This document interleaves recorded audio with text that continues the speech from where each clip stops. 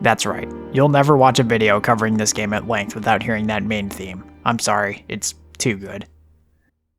If ever there was a game that I look at and consistently consider an accomplishment, a beacon of light for the medium of video games, it would be Xenoblade Chronicles. There is no other game that I look at and consistently feel so inspired, filled with hope, and in awe of what video games are capable of. That's not to say it's a perfect game or that it completely overshadows the future entries, certainly not, but it is a game that I think is almost completely deserving of the critical praise it has gotten, in spite of how hyperbolic that praise can be at times. There are certain pieces of media that we hear about for years, stuff that we have recommended to us by practically everyone who knows of said media. Dude, you have got to watch Titanic, it made me sob. Or, what are you doing with your life, man? Start binging Better Call Saul as soon as you get home. Those are often sentiments you hear from people. That thing, whatever it is, it allures you.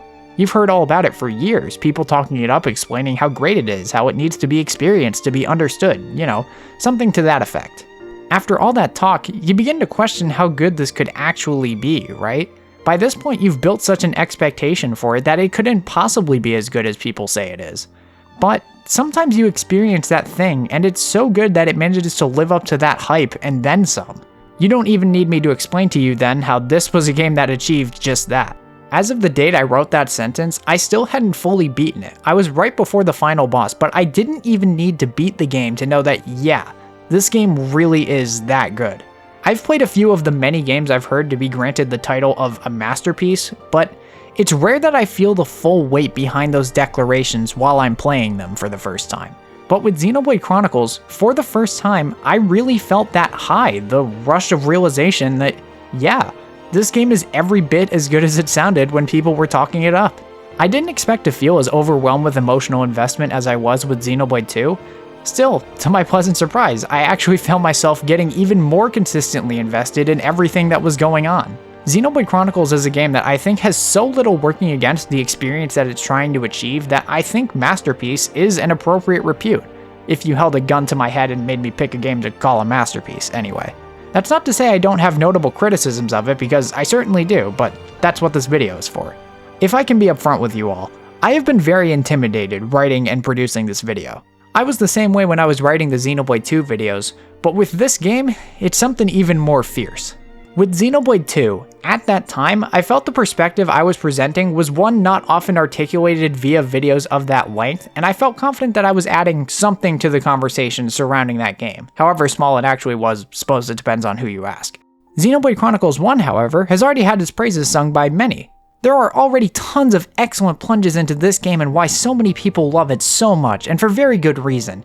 But it simultaneously makes saying something interesting in a video very difficult. What on By Honest could I possibly say that hasn't already been said before? I'm unsure, and I hope that even if I don't have much new to say, that the video can serve as an entertaining in-depth plunge into my experience with this beloved game. Because this is a really special game, not just to me, but I imagine to a lot of you. I want to give this game the attention and the discussion that it deserves. In any case, we're going to discuss at length why, even 10 years after the original game's release in North America, Xenoblade Chronicles is one of the best games I've ever played. To put into reference how soon the game grabbed me, I started playing this game for the first time on December 28th of 2020 and beat it on January 13th of 2021. Xenoblade 2, by contrast, I played through over the course of half a year, beginning on April 1st and beating the main story on October 11th. Suffice it to say, Xenoblade is not a one-trick pony. This franchise is just that good. If you continue with the video, you will be spoiled on the entire numbered Xenoblade trilogy. I've come to the conclusion that I simply cannot talk about one of these games without bringing up the other ones. It's just how I think about these games and how I write my thoughts about them. I'll mostly be making comparisons to Xenoblade 2 throughout the video, but when I go over Future Connected, I'll be bringing up some spoilery thoughts on Xenoblade 3, so be warned. If you wish to play without being spoiled, I implore you to, at the very least, play this game to the credits, and if you still make a point to come back after doing so, well, thank you. You can likely tell, but I will mostly be referring to Xenoblade Chronicles Definitive Edition in this analysis when I say Xenoblade 1. I've played through some bits of the Wii original, and I was surprised by how much the storytelling managed to grip me, even buried underneath some chunky and blurry character models. The original game had a stellar personality, but Definitive Edition has a stellar personality and is smoking hot. It's easily the best way to play this game if you're new to the series, in my opinion. Nearly everything a newcomer to the series would want is present here. Cosmetics are now separated from the armor statistics, and that's great. You don't have to look like a rejected design for the Power Rangers to have your desired stats. The updated visuals are far more stylistically pleasing to me and make this game as gorgeous as a mostly 720p Switch game can look. It also fits in line with the sequels much better than the original art style did. The newly arranged soundtrack is phenomenal, with the live orchestration elevating many tracks into something more. I have my picks for individual tracks that sounded better in their original renditions, but the good news is, Definitive Edition lets you pick between the old and new arrangements with different toggles for environment music and combat music, a feature I can't believe isn't in more remasters without a DLC paywall. Why is the bar that low? What really seals the deal for me is the simplification of the generic fetch questing process. Instead of aimlessly running into blue orbs for even longer than you already do, Definitive Edition lets you know what you need and what isn't important to you. And in a game this, Brobdingnagian, there's a fun new word for you, it goes a long way. And that's not even mentioning Future Connected, which is okay. I'm assuming most people will be experiencing this game via Definitive Edition, seeing as it's the most recent and available version of the game, so feel free to comment on how much of a fake fan I am for not highlighting every difference between the original and Definitive Edition. But here I am talking your ear off, and we haven't even gotten into the nitty-gritty yet. So let's talk about the RPG that changed the future of Monolith Soft, as well as Nintendo at large. Everybody please, kick back, relax, get yourself a snack and a beverage, and familiarize yourselves with those timestamps, because this is a dive into Xenoblade Chronicles.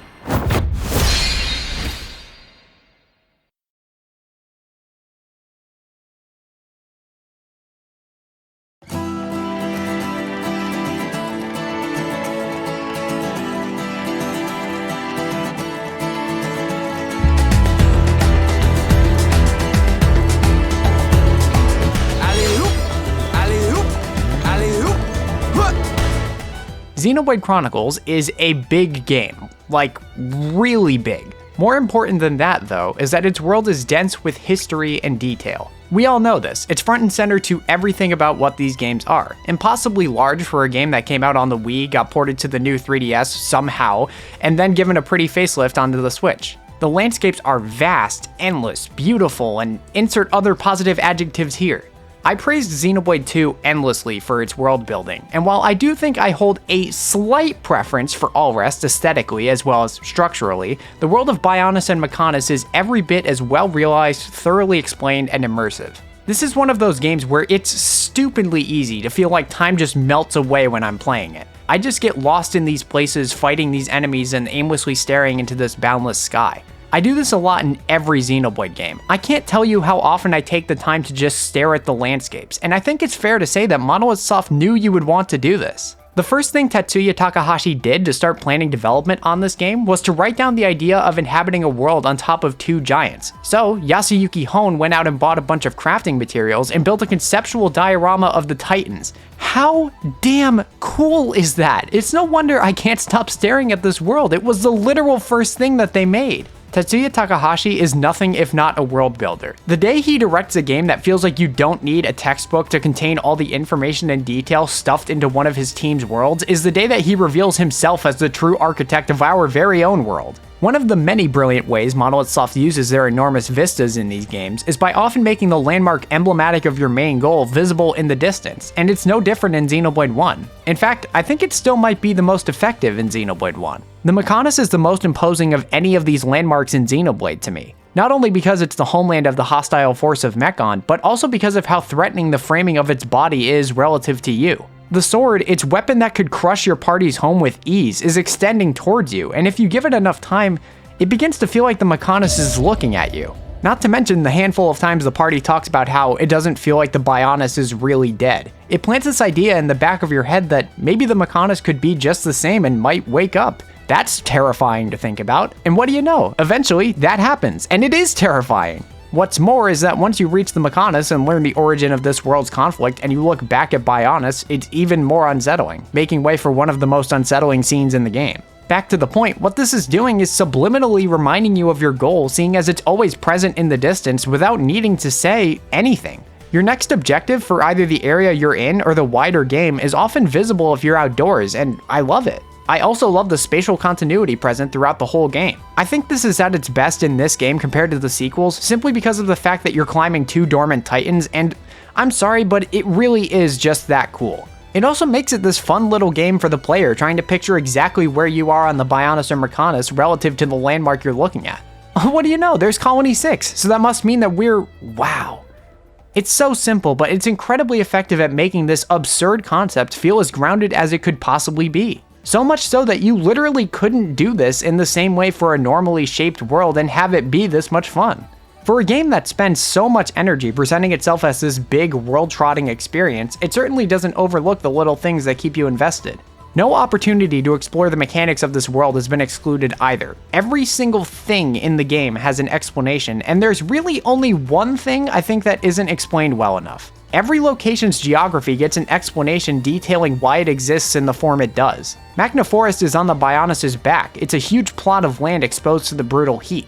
So Ryan comments about it being hot and the forest being larger than he or Charla have ever seen before. In doing so, the game not only brings your attention to the climate of Magna Forest, it's also reinforcing how big of a journey this whole thing is for Shulk and Ryan, seeing as they rarely ever left Colony 9 to deal with environments as unforgiving as this. The game doesn't necessarily need to say anything more than this is the jungle level, but it's those extra flourishes that make it feel like one piece of this world's gigantic puzzle. Valak Mountain is on the Bionis' right arm, but its head obscures it from sunlight, thus the cold climate overtakes it and the terrain is that of, well, a mountain. The Mechonis, by contrast, has no need to work around the environment as everything is stuffed inside of it. Conveyor belts, gears, metal, vents, and Mechon towering over you as you trudge your way up to Egil. Look at every map on Bionis. It feels natural, and an easy way to see that is in the asymmetry of each map. Nature doesn't make things aesthetically pleasing, and you seldom see perfect geometric reflections in natural landmarks in real life.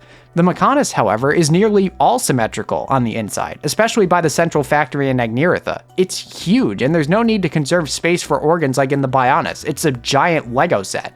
But ether is still important to everything's survival in this world, so there are ether lamps, ether power lines, and a pool of this stuff accumulating at the bottom. Even the shit that makes no sense makes sense. Aerith Sea being suspended over the forest is so silly, right? Right? Wrong! This is the power of ether, baby. Ether has the ability to alter particles in whichever way it pleases, which is why the Monado is so powerful. The visions Shulk sees are a result of the Monado's ability to manipulate ether on its own, the power to alter the very essence of life on Bionis and Mechonis. Ether behaves in a consistent and predictable way, thus a Monado can predict how it will behave. This makes sense given that it was made by a god of this universe who can see the passage of fate, and you get it. The only thing I got hung up on when regarding explanations is Zanza, specifically how he grew inside of Shulk, who was actually dead all along, and somehow comes back to life after Zanza zips out of his twisted Halloween costume. I originally thought that in order for Zanza to be able to leave Shulk's body, Shulk had to die, so I thought that this shot was meant to imply that Shulk had fully died and then he got revived somehow. I do think that all could have been explained more clearly, but I'm not positive if that's just my misunderstanding or if the explanation was confusing for other people too.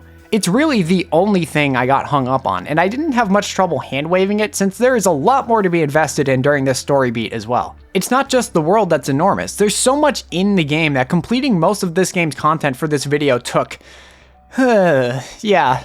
Holy hell, if you want a game that will keep you busy, you've got a monster on your hands. You will be intimately familiar with every square foot of the Bionis and Mechonis, let me tell you. You've got so many things to do, from leveling up your party members, searching for the best gear and fashion gear, filling up the Collectopedia, filling out and progressing the affinity chart, hunting for achievements and unique monsters, exploring to see what there is to see, and questing as much as possible to reach the positive future you've been fighting for all this time.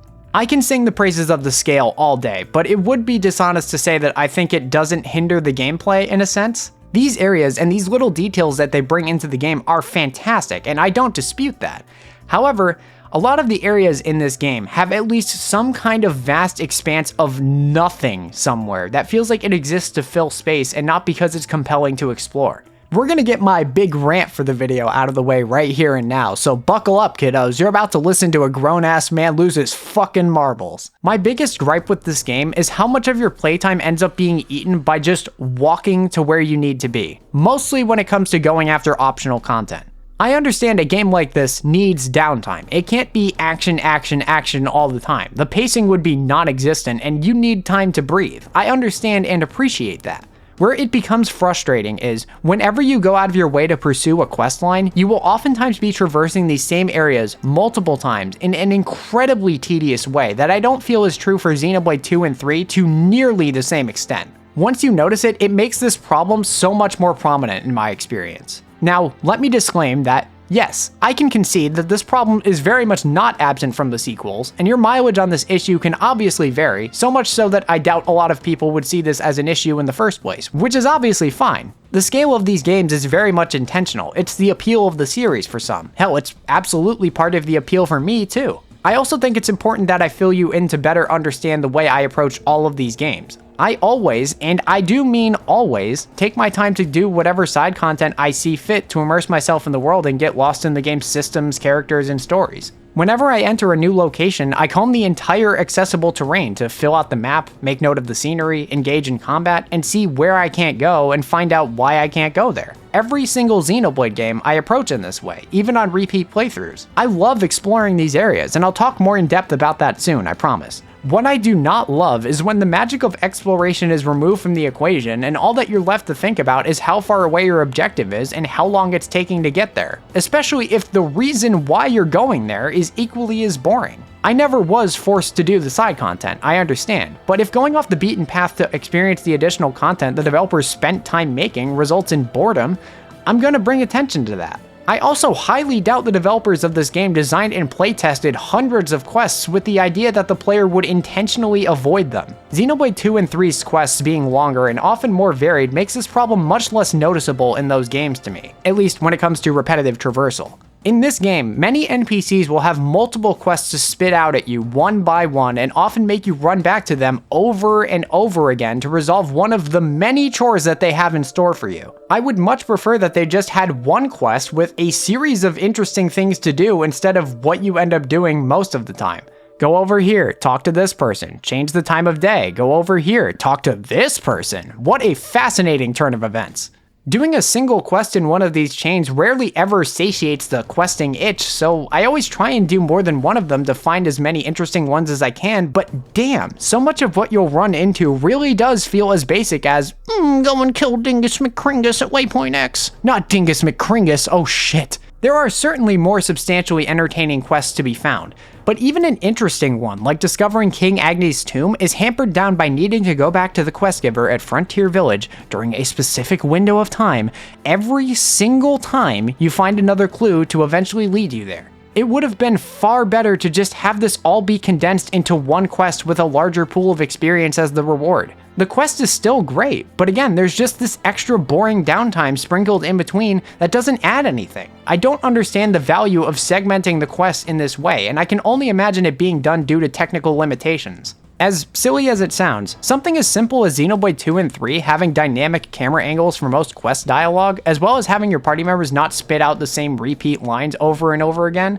and especially having voiced cutscenes for the best quests, can make whatever tedium exists in them more difficult to notice. In Xenoblade 1 especially, if you like doing optional content, you almost have to be doing multiple tasks at once to make any sort of RNG factor like item spawns and loot drops less obnoxious to put up with. There are times where you'll just be stuck reloading endlessly. Sometimes to refight an enemy so you can get whatever loot you need, sometimes to respawn item orbs so you can get whichever item is eluding your inventory, and sometimes to talk to the same NPC again after you did one step in a questline, all of which I would argue grow to be tedious rather quickly. Case in point, I combed all of Agniratha for 2 hours, and in that time I couldn't manage to find 4 new part S's nor the 5 fairy tale diodes that this single quest required me to get.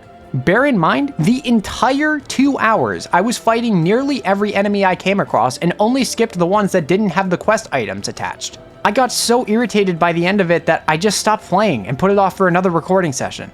Far and away, Definitive Edition's biggest missed opportunity, in my opinion, was not increasing the number of skip travel points on the map, or alternatively just allowing you to warp back to a quest giver after you complete your objective. Something to make it apparent the developers aren't interested in wasting your time. This is something about Xenoblade 1 in particular that I think is significantly improved upon in the sequels. There was seldom a point where I recall being bored by walking through the areas in Xenoblade 2 on either of my near 100% playthroughs. But why is this such a big deal for you, you may be asking? Well, why don't we just take a moment to follow, say, the Lost Nopon saga and see what that entails.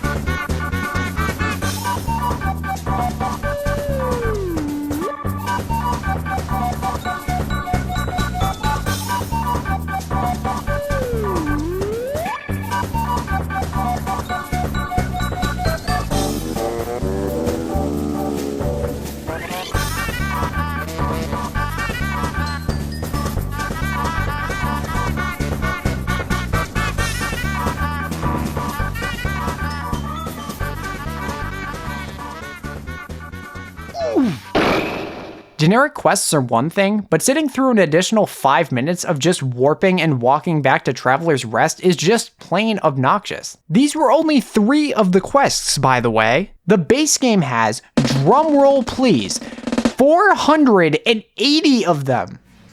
Holy Christ. We're good? This constitutes good where you're from? Obviously, the quality ranges. This is not emblematic of every quest in this game, and I don't mean to imply as such. There are quality side quests to be found in this game.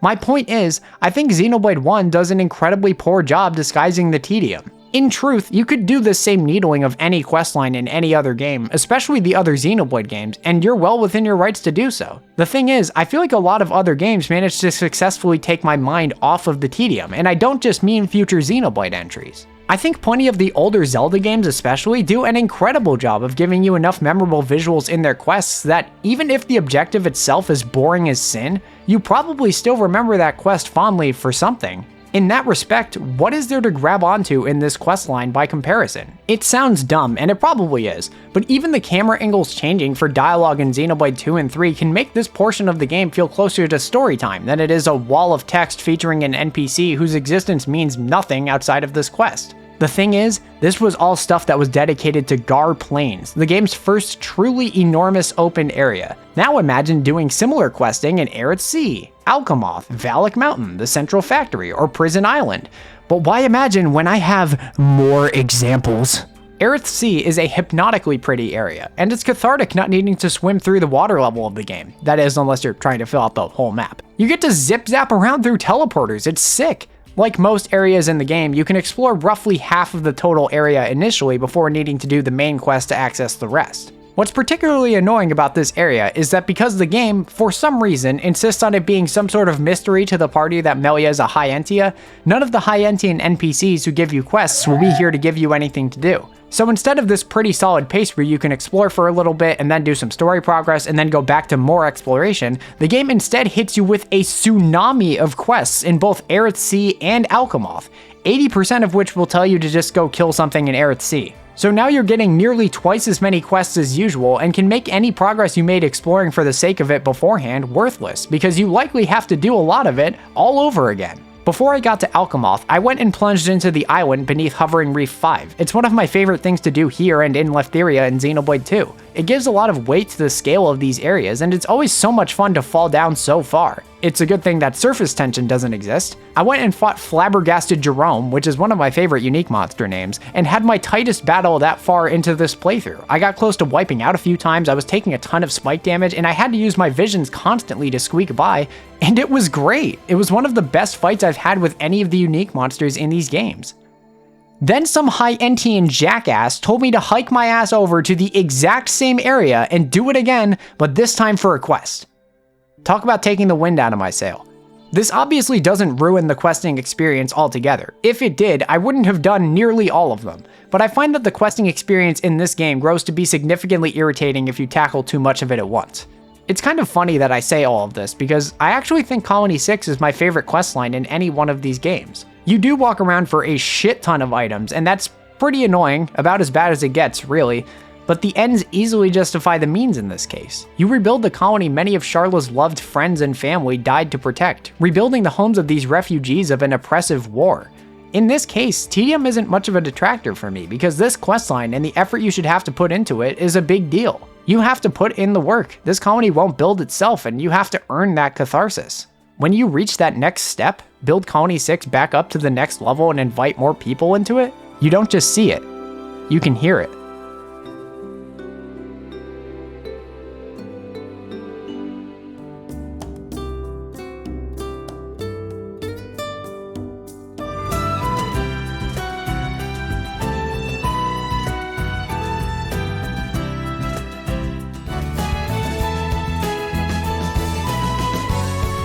It's not enough to build it though, you need to populate it too, and you get so many options in how you do so. Certain quests open exclusively depending on whether or not someone migrated to Colony 6. When it's back to its former glory, it wasn't something you were forced to do. It wasn't an objective the game reminded you to complete very often.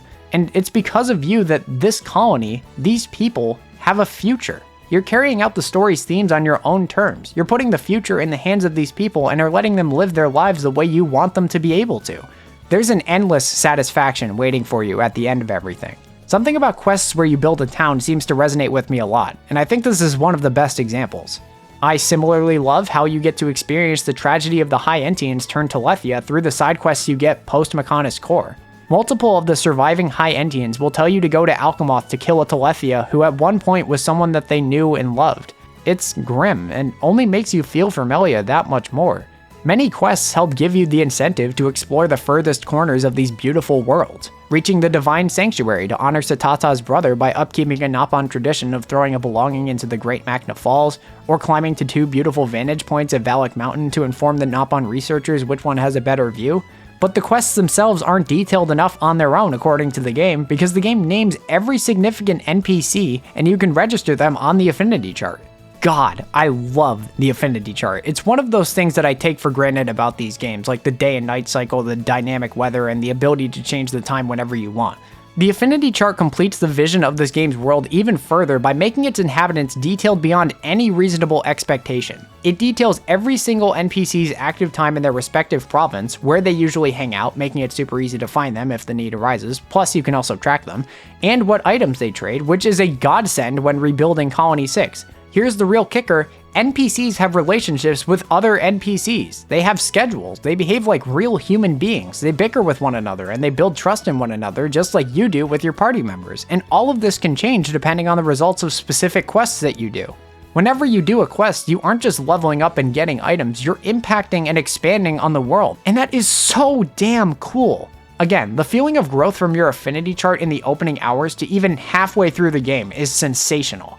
Affinity itself is a brilliant mechanic that I can't believe was implemented so well on its first go. Your party members have in-game relationships with each other that can be affected by how well you demonstrate your knowledge of their dynamics via the heart-to-hearts, how often you go out of your way to help each party member up or out of a status effect in battle, how frequently you do chain attacks, and how well you time your burst affinity QTEs, if you send items that someone likes or dislikes, or if you do side quests. It's more than a superfluous thing for dorks like me to enjoy so much. It actively betters your performance in the gem crafting minigame, it unlocks additional skill link slots, and unlocks higher level heart-to-hearts, which themselves gives you fun banter between these characters you otherwise wouldn't get access to in the main story. This is one of my favorite parts of Xenoblade as a series. You're given ways of leveling up that are tangentially related to combat in such a way that doesn't make it feel like you're grinding at all. For example, finding landmarks in secret areas, completing side quests, and getting achievements are all ways that you can earn experience in this game without fighting enemies. While several of these methods do involve engaging directly with combat, the fact that the experience itself is originating from something else gives it this feeling that you have a meaningful choice in how you grow your characters, even if it is ultimately just an illusion. Combat is still by far the most efficient way to level up, but it says a lot that it doesn't feel that way all the time, and that makes leveling up feel gratifying for the entire journey, which is really important, because this can be a pretty long game depending on how you approach it. Even though heart-to-hearts don't grant you experience points, they do grant you affinity to earn more skill link slots, which can grant absurdly helpful combat abilities, and betters your gem crafting ability, which can grant you all kinds of customization options and allows you to express yourself more freely. With that, you now have the incentive to raise your affinity for reasons other than just strengthening the relationships between the characters. Contextualizing the relationships in the gameplay via a mechanic like this also makes the cast of characters feel even more vivid and lovable than they should be. For one thing, I truly love how the game actually went and made it so that being a better friend makes your party members stronger. I don't know what more to say, I just love that so much, and it certainly isn't the last time the developers managed to capitalize on this idea. But because it's an actual gameplay goal of yours to make these characters like each other, your investment in their relationship is heightened, and it helps that each character has absolutely no shortage of hilarious and adorable battle and post-battle dialogue.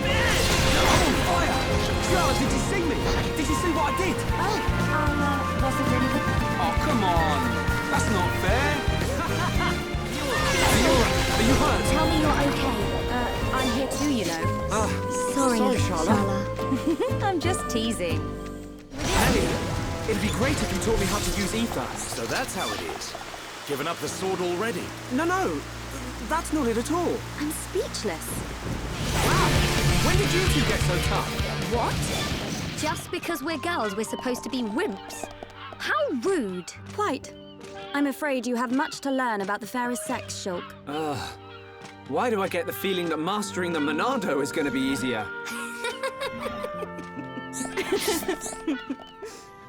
All of these details that Monolith Soft threw in paints this picture of such an intricately realized universe with characters and NPCs that feel dynamic, locations that all fit together like a puzzle despite an initially absurd premise, in-universe mechanics that get revealed in steady and well-paced pockets of exposition that consistently provide you with gripping twists in the story, and lastly just being drop-dead gorgeous from a conceptual and visual level. I find that RPGs often pride themselves on their world building. It's a huge part of what makes these games tick, and I think the best ones are the games that make the process of learning about the world fun. Sure, Personas, Pokemon, Mana, and whatnot, that's all cool, but is it fun to learn about? Xenoblade 1, 2, and 3 for me obviously answer with a resounding yes. You get just enough information at a time, such that the game's twists can be foreshadowed in organic and clever ways. However, you still learn about the world at a steady clip and have enough visual flair to make it difficult not to be interested in learning how these worlds work. I vaguely mentioned the art direction just now, so why don't we talk a little bit more about that? It's basically a given that Xenoblade is going to stretch whichever Nintendo console it's on to the limit, and so these games usually have to compromise and run in lower resolutions, and this is true of Definitive Edition too. I don't know if it's the lighting engine or the font they chose for the UI or the updated character models or what, but whenever I look at this game, it just has this premium look to it that outside of the level of detail rendering distances being so short, it never looks as technically limited to me as it is, if that makes any sense. The skyboxes in particular are eye-wateringly beautiful, and it's especially easy to lose yourself in the stars above Magna Forest, Sotoro Marsh, and Valak Mountain.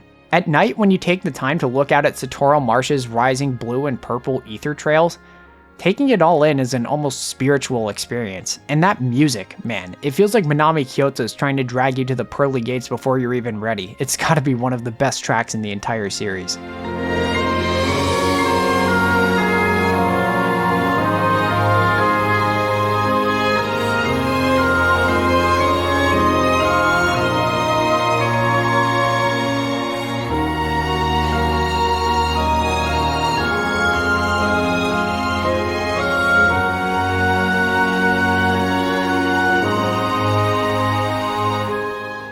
Despite my misgivings with the use of space in some of these areas in regard to optional content, it would be dishonest to suggest that simply walking around these places isn't a treat in its own right for me. Every Xenoblade game is great at capturing the feeling of being placed inside a living and dynamic world. You're a fly on the wall, an insect crawling around this moving, breathing ecosystem that will continue to sustain itself whether you're there or not. Again, to me it's very reminiscent of the Metroid series in that the atmosphere is so compelling that it alone can inspire exploration. The ambiance naturally crafts a lot of that feeling, but the act of exploring this world is equally so. Even in the first Xenoblade game, Monolith Soft knew that making striking vistas alone wouldn't make for compelling exploration, so thankfully the structural design of each area is supreme and varied like all the future entries. Areas like Bionis Leg, Magna Forest, Aerith Sea, and Sword Valley have a clear objective waiting for you in the distance, but offer a host of side paths with all manner of goodies. Collectibles for your Collectopedia, hidden items, side quests, or unique monsters to test your strength and earn affinity coins. Some areas are denser and as a result are more linear, but that's not a bad thing at all. In fact, I think it's part of the reason the pacing in this game is so stellar. Sotoro Marsh, the High Entian Tomb, Prison Island, and Galahad Fortress may have less space to explore, but they're filled to the brim with tough enemies to fight and keep you moving toward your objective. It's difficult to describe why a game has good pacing, but it's something you kind of just have to feel out yourself to get it. There's a constant ebb and flow the game near flawlessly maintains even from the very beginning of the adventure in Colony 9, and I think it's part of the reason why this game grabs so many people who try it so quickly. After Colony 9 is under attack, it's difficult to find a spot to comfortably put the game down because you're always presented with your next big story moment via the visions and a brilliant use of unreliable foreshadowing. I don't want to delve too far into this before plunging into the proper story analysis, but the visions are not only an excellent tool to provide the combat with a unique gimmick to call its own, but also works to fuse the story and gameplay together by making foreshadowing a gameplay mechanic in the same way it's used to foreshadow the next big moment in the narrative. In the years since I first played this game, I still have yet to see an RPG have as compelling of a mechanic as this for a number of reasons. For one thing, the fact that Collectopedia items get visions informing you that the item you just picked up will be important for a quest later is fantastic, and I seriously wish every game could find a way to do this. The story and gameplay blending together is wonderful, but the idea of seeing into the future as a warning that danger is coming and being able to prevent it from happening is not only the most badass concept on the face of it, but it also makes it so that getting your ass beat by a unique monster is almost never a sudden and unfair disappointment. I think we've all had some points where you're fighting an enemy and you're handling it perfectly for most of the fight, and then they whip out some out-of-pocket super move out of nowhere and sweeps you, and you go, man, what the hell? This is bull. This still happens in this game, admittedly, but it rarely ever feels unfair because you always are at the very least allotted enough time in theory to run away or in many cases prevent harm altogether by using the Monado. God, the Monado, how have I not gushed about this thing for an entire paragraph yet? The Monado is my favorite weapon. I am not an admirer of weapons outside of video games at all, but the Monado is absolutely the coolest weapon I have ever seen. First off, it's basically a lightsaber that can see into the future, and that's all you needed to say to get me to play this game, but it goes way deeper than that. It's also red, and that's the best color. No, but in all seriousness, there's this mysterious aura about it thanks to its glass cover in the middle, as well as its presence on the title screen and the box art. This is the best title screen ever, and it's thanks to this thing as well as Yoko Shimomura's iconic title theme. All of it presents the game as this triumphant epic adventure that it's going to be, but it always has this lingering mysterious feeling that there's more to it than that. And there is. As badass as the Monado is, and as cool as those strong enough to wield it are, it turns out that this thing is Zanza's primary way of waging war between Bionis and Mechonis for all of eternity. Things almost did reach a point where the two worlds coexisted and befriended one another, but Zanza presented to his creations a power no Ham nor God should be capable of wielding: a Monado. Using the Monado, Zanza possessed Arglis and other inhabitants of Bionis to gain control of the Bionis itself and waged war on Mechonis, thus beginning the never-ending conflict that troubles all of the other characters in this story. Getting from the beginning of the game with Dunban wielding the Monado at Sword Valley all the way to this revelation at Mechonis Core drives this game effortlessly because there isn't only one mystery to uncover in this game, so if one of them isn't doing it for you, there's likely another 3 that are. The Monado is the biggest one, again, thanks to its presence on the box art, promotional material, games outside of Xenoblade, and the title screen, so you get the idea that this is critically important to the story you're experiencing. However, there's also Faced Mechon, Mechonis itself, Bionis itself, the dream Shulk keeps seeing, Shulk's origins with Ase Tower, not to mention that whole expedition in and of itself. Who's Maineth? Telethia? What's up with that Alvis fella? If none of this stuff can pique your interest, I truly don't know what story would. I mean, what more is there for me to say? The world of Xenoblade Chronicles is so well developed and offers so many small threads to get lost in for both the narrative and the gameplay that finding a way to appreciate all of this on a first playthrough is nearly impossible for me. I firmly believe you have to experience a piece of art more than once in order to appreciate even one half of what meaning there could be behind everything in it, and even on my second full playthrough of this game, I just as firmly believe there's no shortage of details I failed to appreciate here too. To try and make an extensive summary much shorter, it's inviting to learn about, it's detailed, it's hypnotizing, and it's one of the best realized fictional worlds I've ever had the pleasure of acquainting myself with.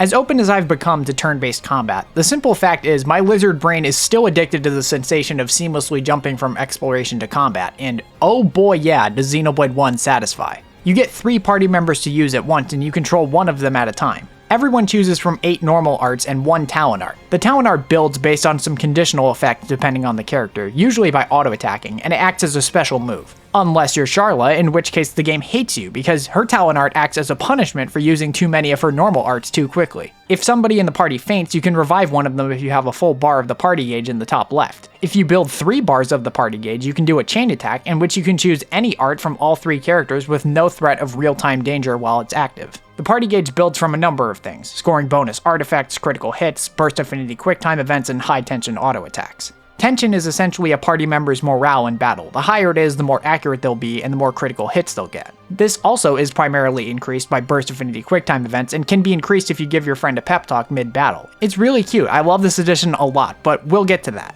The last major thing is the chain of break, topple, and daze, in which you land a sequence of arts together to incapacitate an enemy for a window of time, and you have an increased chance of critical hits and 100% accuracy, among other things. There are other things like spike damage, gem builds, break resistances, etc., but this is all the big stuff that you need to know before you get into the nitty-gritty of it all. Now, for some people, a little red flag may have gone up when I said that you control one of your 3 characters, but rest assured that at least in the base game, you're given plenty of wiggle room to control your AI characters and pull off as many fun maneuvers as you want. For one thing, you have the visions, where you can spend 1 bar of the party gauge to provide a window of time where you can choose any art from the character you're warning to either prevent harm to one of your characters or prevent the enemy from being able to attack at all. Likewise, you get plenty of control via the chain attack so that you can still heal, attack, debuff, and buff with your chosen party members however you want to. Plenty of control, but still enough action to keep the lizard brain happy.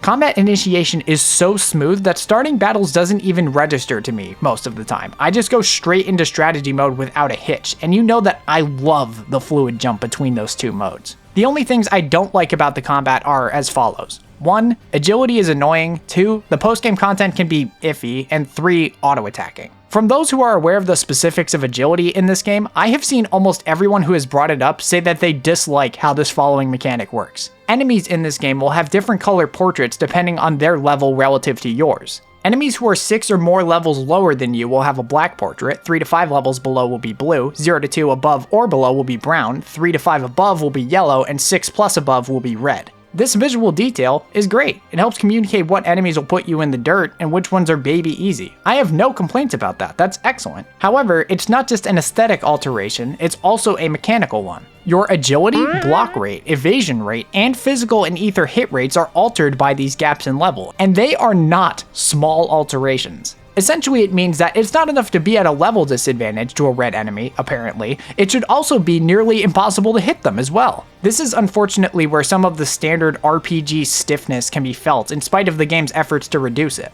For example, look at my fight against Zanza. You can see that I can't hit him very much at all, and as a result, I'm essentially unable to do anything useful. I can't build my party gauge, I can't incapacitate him, and I can barely charge any of my talent arts since my auto attacks are whiffing 80% of the time. Now compare that to this clip, where the only change I made was raising my level by 2, and all of a sudden it's like he isn't even a threat because I'm actually able to play the game now. That's only because of this agility debuff mechanic. The only thing that changed was the numbers, and after an entire game of feeling in control of the battles because of my capability to be strategic, this was a pretty sour note to end on, I've gotta be honest.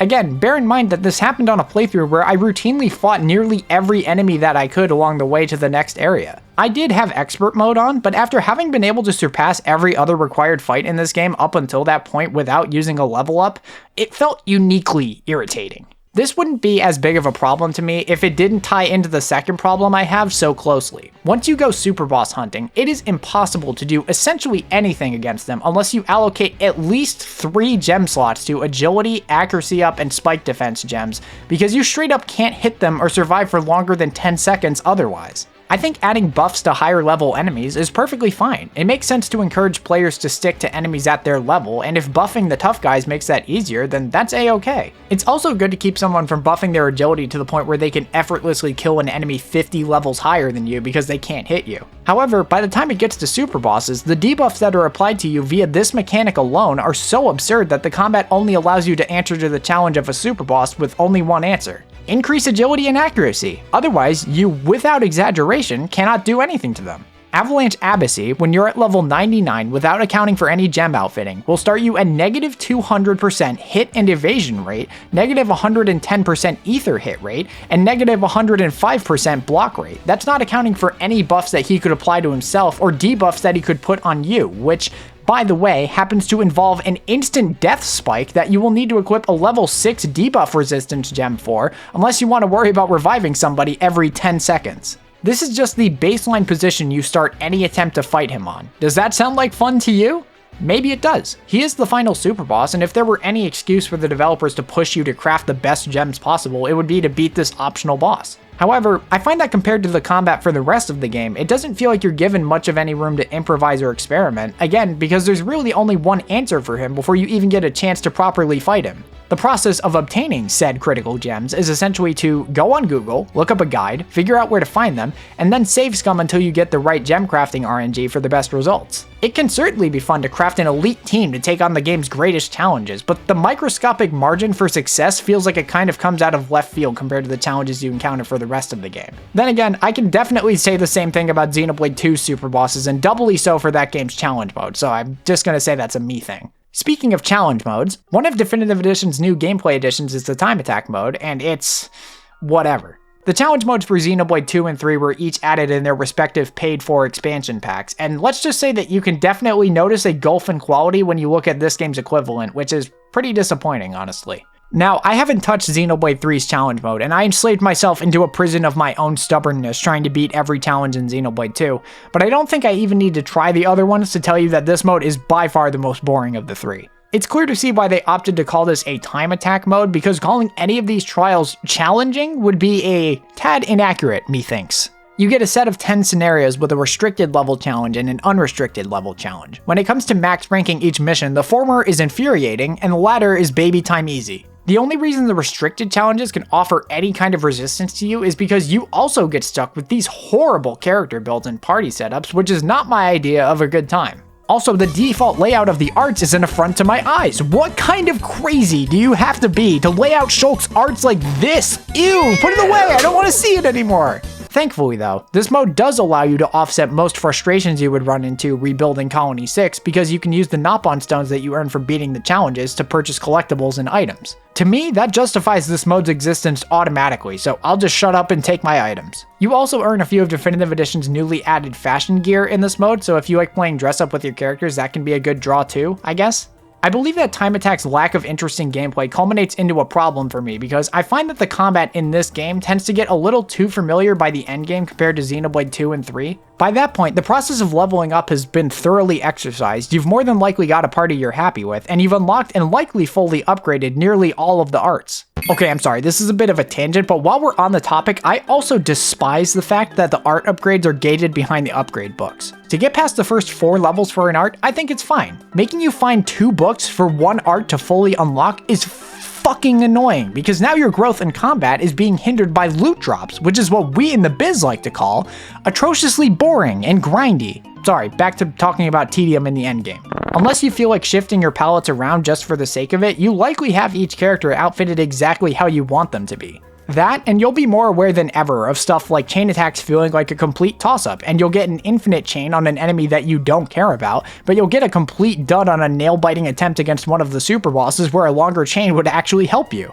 And the strangest thing about that is I'm not entirely sure why, but I feel as though this feeling of routine rarely feels prevalent for me when I replay Xenoblade 2 and 3, even though it certainly does exist in those games too. And I think it might just come down to how it's simpler and easier to almost completely revamp your entire party in those games. Instead of 1 weapon and 5 clothing items to individually attach gems to, you just have 2 or 3 pieces of equipment with predetermined effects. In Xenoblade 2, I'm almost always switching blades whenever I have new ones to level up, which is essentially the entire game. In Xenoblade 3, there are always levels to gain in certain classes for each party member, and you're constantly gaining smaller upgrades like the new Kavesi and Agnian arts, and new slots for gems and accessories, making the increase in power feel noticeable over the course of the whole game. By contrast, the characters in Xenoblade 1 are mostly rigidly cemented into their combat role that you can only slightly alter with specific skill links or gems. Finally, I just vastly prefer when auto attacks in these games can be cancelled by moving, which this game doesn't let you do. It can be mildly useful to move and attack at the same time, but when it comes to enemies with spikes and managing aggro, it's honestly just a pain in the ass, and I don't mind standing still to auto attack in the sequels anyway. That, and as I mentioned before, chain attack continuation being dependent on tension feels like a toss-up, and I prefer 2's orb system a lot more. I think it's cool how differently chain attacks behave in all 3 of these games though, and sometimes it's really nice how a chain in this game can end and not instantly destroy any enemy who makes the mistake of walking in front of you by the time you reach the end game. Regardless, these few aspects of the combat are a few things that can bother me in this game compared to the combat in Xenoblade 2 and 3. I'm being a bit of a hater thus far, so having said all of that, I think the combat in this game is excellent, and for being a fairly untested style of combat and the first of the Xenoblade games, it's even more impressive. None of the above problems really become problems for me until the extremely late game, which I think just goes to show it's not a fundamental flaw that's present for me throughout the whole game, just that the final stage isn't as fun as the earlier ones are once you're out of super bosses to hunt. I think the area where Xenoblade 1 trumps the sequels 10 times over is by making it so that your combat abilities don't feel atrociously gated off in the early portions of the game. Sure, you do have fewer options early on, but you don't have to wait until mid-chapter 3 to unlock chain attacks as you do in Xenoblade 2, and you don't need to wait an even longer amount of time to unlock all the Ouroboros forms like you do in Xenoblade 3. Moreover, the tutorials lay everything out extremely well and leave plenty of optional tutorials for the biggest nerds to read, so you're not lacking depth, nor getting assaulted with pages of text without visuals to help digest everything. Yet another reason why I think this game's intro is one of the best in any RPG I've ever played. Although, man, it kind of makes you think, wouldn't it be really silly if this first game got this so right, and then in the same package came a campaign that made you wait an atrociously long time to unlock an essential combat ability? That sure would be silly, wouldn't it? I love the fusion of action and strategy elements. It puts me in the shoes of my character effortlessly. Visions are still easily the coolest mechanic unique to a Xenoblade game thus far. I don't make the rules, alright? I've gone over this already, but the story and gameplay blending together via this mechanic is brilliant, and getting the chance to control your party members to prevent a negative future is such a vital feature for keeping them under control. I didn't realize how true that was until I played Future Connected and realized, oh man, this isn't as fun as the base game's combat, is it? Even though this style of combat isn't as tried and true as turn-based combat is, it's still so intuitive and simple to get behind that as soon as you're able to experiment, it feels freeing. You start off controlling the characters with the roles you enjoy most, getting used to leveling up and arranging arts, equipping gems and skill link abilities, and getting a feel for who's fun to play as. Then, after the Ether Mines, it's time for you to experiment with your party compositions, and this is where the fun begins. From that point on, you can keep track of whose affinity relationship needs to improve, which combinations of characters you haven't tried yet, what new skills you can try, and so on. There are almost always several little goals to build towards to keep you from staying on a single party for the whole game, which is why I've never been able to do that in this game for longer than 2 hours. Every character fills a drastically unique role, and as a result, they all feel fun to play as. Even Sharla, who it seems like the game is begging you not to use, provides a unique kind of fun that the other characters don't express in the same way. I just wish her art synergy for chain attacks wasn't so awful. Seriously, did they just want nobody to use her? She only gets multiple purple, orange, and of course blue arts, only one of which actually does damage. So unless you want 0 damage multipliers, you likely have to slot Melia in after Sharla just so you can get the ball rolling, because the game doesn't even let you use Sharla's punishment of a talent art to continue the multiplier. Every other character in this game can use their talent art to continue a chain's multiplier while allowing the next character to use whatever kind of art they want, and Sharla is the only exception. You can't make this up, the game literally punishes her for playing the game too well. What did this woman do to the combat designers? Whatever it was, they took it really personally. Part of me thinks that the combat designers may have asked the writers to kill Gato just to make her life harder. It honestly wouldn't surprise me. Even saying all of that, playing as Sharla is still fun in spite of whatever the designers had against her. Managing tension with Heat Bullet is fun, your attack range is huge, and curing debuffs and healing your party members has a cleansing feeling to it, especially with how beautiful the particle effects are in this game. Even when the game tries to stop you from having fun, it's just no use. I love it when RPGs utilize a character's personality to shape their role in combat, and this game has by far the best examples of this I've seen. Shulk being a frail and calculating little boy informs his role as a precise precisional attacker, which you'll regularly see him demonstrate in the cutscenes. Similarly, Sharla being a medic with an intense desire to preserve whichever lives she can save informs her role as a healer and tension manager. My favorite example of this has to be Dunban, especially because of, again, how well they use his battle awareness in cutscenes. Being a legendary war veteran, he's rarely ever taken by surprise and is often jumping in to save his comrades or shouting what to do next. Thus, his role in combat informs that same thing, adopting the motto of just don't get hit, Lamau. Again, it's just all of those little things that add such a savory kind of staying power that makes you think about the game long after you finish it. It's a completely different kind of power. What's equally incredible is the way Xenoblade uses unique monsters as a reward for exploring. To throw a 10,001st complaint on the pile against random encounters on this channel alone, in a lot of cases they feel as though they serve as a punishment for exploring the overworld too much. Seeing as the more you travel, the more likely it is you'll run into enemies, when your goal is to find more secrets or items in the overworld, getting encounters eventually crafts this feeling that the game is trying to counter your curiosity with tedium. It feels like combat and exploration are working against each other, with a particularly great exception being hidden bosses. Finding a new challenge to take on that many players may not have seen is often quite fun. The reason it's fun is because this is a deliberate nod from the developers granting you an engaging challenge versus the game rolling numbers on how soon your exploration flow is going to be interrupted. There's this novelty to finding an enemy like this. It feels like you've happened upon a monster that's been hidden away, almost as if you were never meant to find it, versus running into another random dude who's walking around with a dozen others just like him.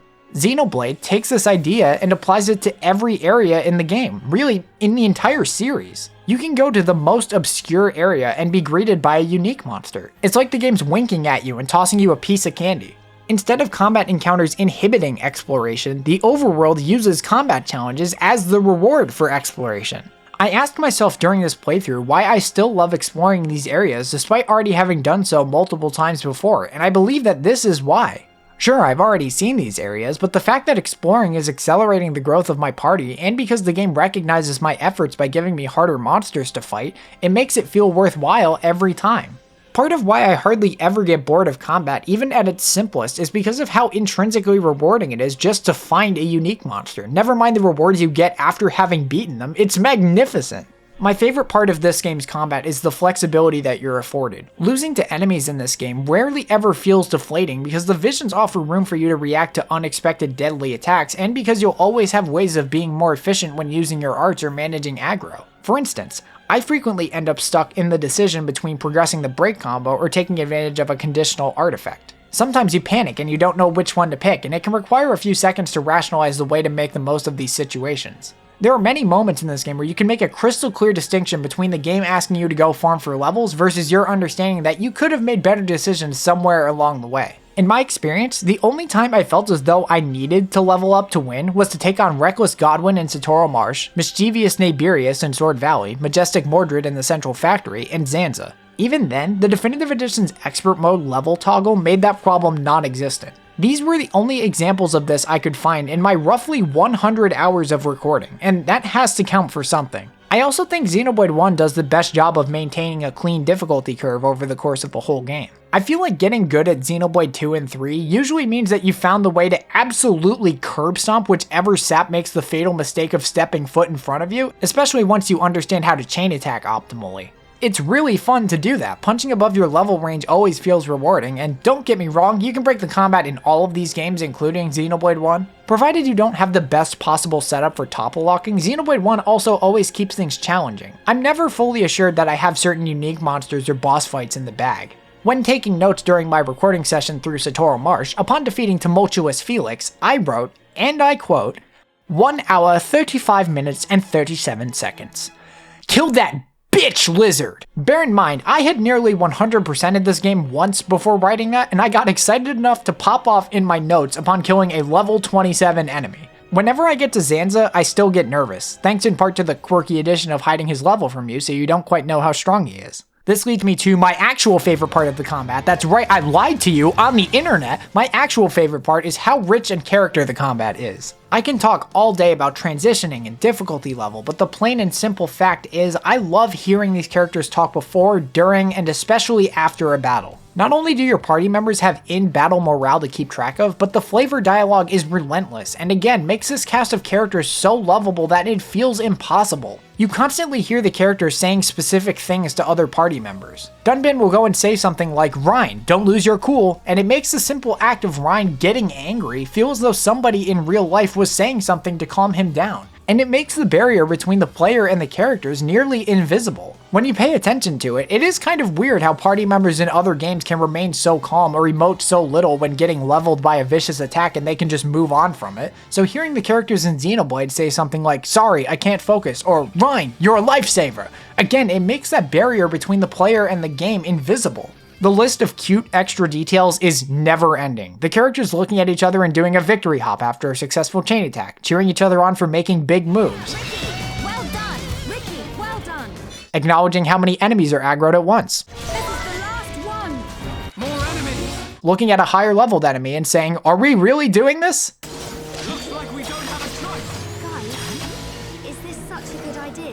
Are you nuts? It's all so charming. I have no idea how much I would like Ryan if he wasn't constantly spouting off about how you can't have a rainbow without Ryan, baby. Think about that. I, and many other people for that matter, love this character because he doesn't shut up.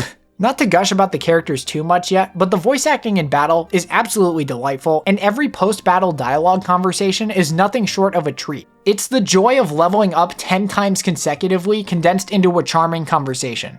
An additional reason why I think the difficulty curve is near perfect is because of how leveling up is such a secondary concern for me in this game. I've already gone over how you can earn experience in this game in a variety of ways, both in exploring, achievement hunting, questing, as well as simply fighting. However, one thing I actually didn't know was that this game, like the sequels, grants you more experience when killing an enemy with a chain attack. I thought this mechanic was introduced in 2, but as it turns out, you get a flat 25% increase in EXP and AP, and 2 times the amount of SP. I do prefer the fluidity and how far you can push the limits in Xenoblade 2 and 3, but the fact that this was a mechanic in this game was wonderful to discover. I just wish the game told you about it, because I hadn't utilized this boost until recently. Although it is genuinely really annoying that chain attacks often end up interrupting whatever post-battle conversation you get. There's always this awkward hiccup after the fact, and I hate it. Now I see there is strength in unity. Million. And bravo. Oh, bravo. What helps is that even if the combat is getting too familiar to you, the combat music absolutely won't, with one exception. What I do get sick of is the Visions theme interrupting the kick-ass battle music. Normally, I'm an absolute sucker for dynamic instrumentation or different tracks kicking in depending on your situation, but I swear this theme and the one that kicks in after one of your party members dies always feels like it kicks in whenever you're trying to jam out. Either way, there's seldom a point in another franchise that feels quite as euphoric as what I'm about to describe. You get into a tussle with a unique monster. They're higher level than you, but you can definitely take them. Stuff starts getting a little chaotic. Your chain attack is almost ready, but at least one of your party members is gonna die soon. Damn. But stuff starts to swing back the other way. That crucial art you needed to turn the tides is finally back, and you're so close to that blissful chain attack. And once you get there, that's when you hear this.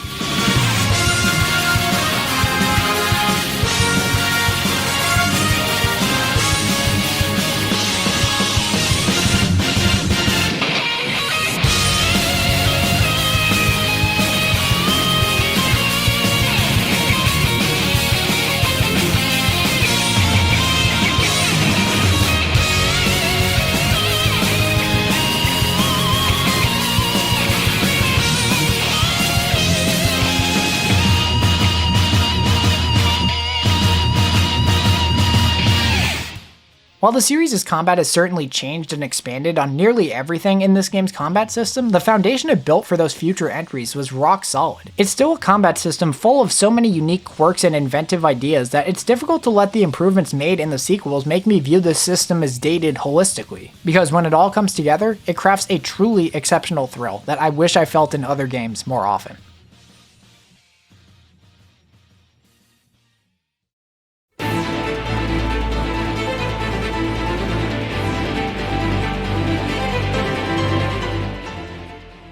So, you know how I made an entire separate hour-long video on Xenoblade 2's prequel expansion and how there was just so much to talk about there? Yeah, I don't have anywhere near enough to say about Future Connected to justify doing that here. Quite frankly, I don't think Future Connected does enough to earn a separate video from the base game, so this is all going into one. Future Connected is just okay. It's not bad or anything, but it's also easily the least interesting and the least fun Xenoblade expansion. Honestly, I feel like even calling it an expansion is a bit of a misnomer, but let's get into why I think that is. So, you know how with Torna and Future Redeemed, the developers expanded on and created new systems to add a distinct flavor to that expansion that also added additional substance to the base game's original content, systems, and mechanics?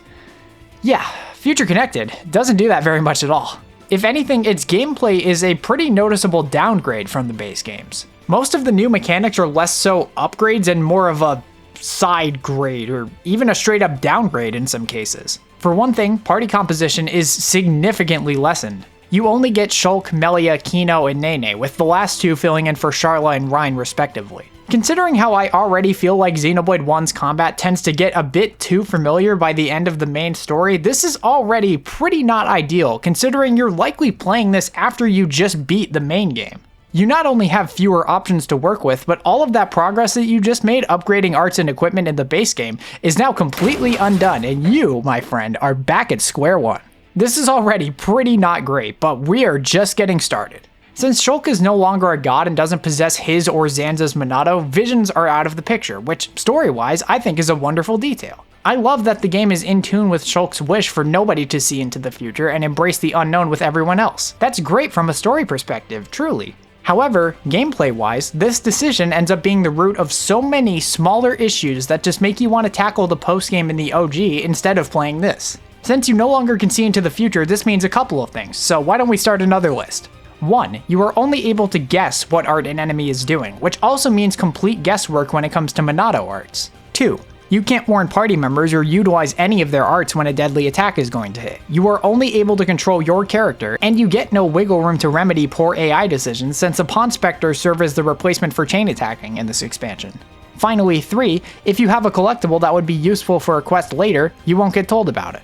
Where I feel Torna and Future Redeemed take their combat systems to their logical mechanical climax, Future Connected just makes me realize how much Xenoblade 1's combat needs visions for it to stay interesting, and that evidently the developers couldn't find much of any substantial new ways to push this combat system further. Now it's more apparent than ever how your AI party members have slush for brains. Now it's more apparent than ever how much more fun it is to swap party members in the original story. But shan't I forget, now it's more apparent than ever how much walking you have to do to complete certain quest objectives. Just kidding, I'm not going to make you sit through another one of those. The only real new thing going on is the Union Strikes, which, again, feel more like a downgrade from the chain attacks. For starters, they seemingly went the Xenoblade 2 route and made it so that you have to wait until you get one Pawn Spectre from each team before you can use your full party gauge for anything, meaning you'll basically be 1/3 of the way through the game before you can start having any real fun with the combat. Of all the things to borrow from Xenoblade 2, why this? Aside from chain continuation being dependent on RNG, chain attacks were always a lot of fun to pull off in the base game. You had a lot of room to use them, both as a means of making big damage numbers, but also as a defensive measure to cast buffs or heal. With Union Strikes, it's the exact same choice, except you can only choose one attack of 3 and you have to complete a QTE to maximize your damage, which is already kind of lame, but they once again decided for there to be a tension-based random chance to do another attack. Why? Of all the things to borrow from base game Xenoblade 1, why this? What about the combat system does this improve? Now you can't even strategically push yourself to synergize art colors to make the most of your arts anymore, you just have to time a QuickTime event. In my 12 hours of playtime 100%ing Future Connected, I only got the chance to do a follow-up attack twice. This was on a playthrough where I quickly got all of the Pawn Specters and used them as often as I possibly could. That would all at the very least be excusable if this expansion had a really intricate or intriguing story to tell, but, well, it kinda doesn't. Again, nothing that's here is bad, it's all perfectly serviceable, but it feels like the finesse the storytellers had with the base game is elsewhere for this story. There is groundwork for a serious story about the struggles of leadership, division among comrades, and of bigoted ideas persisting even when the world has a chance to be at peace. But the whole vibe of Future Connected outside of all of that stuff is more so cutesy and bubbly and fun, especially because of Kino and Nene. Both of them are fine characters in a superficial sense. They're both cute, and it's fun to learn more about Ricky and Akka as parents through their quiet moments.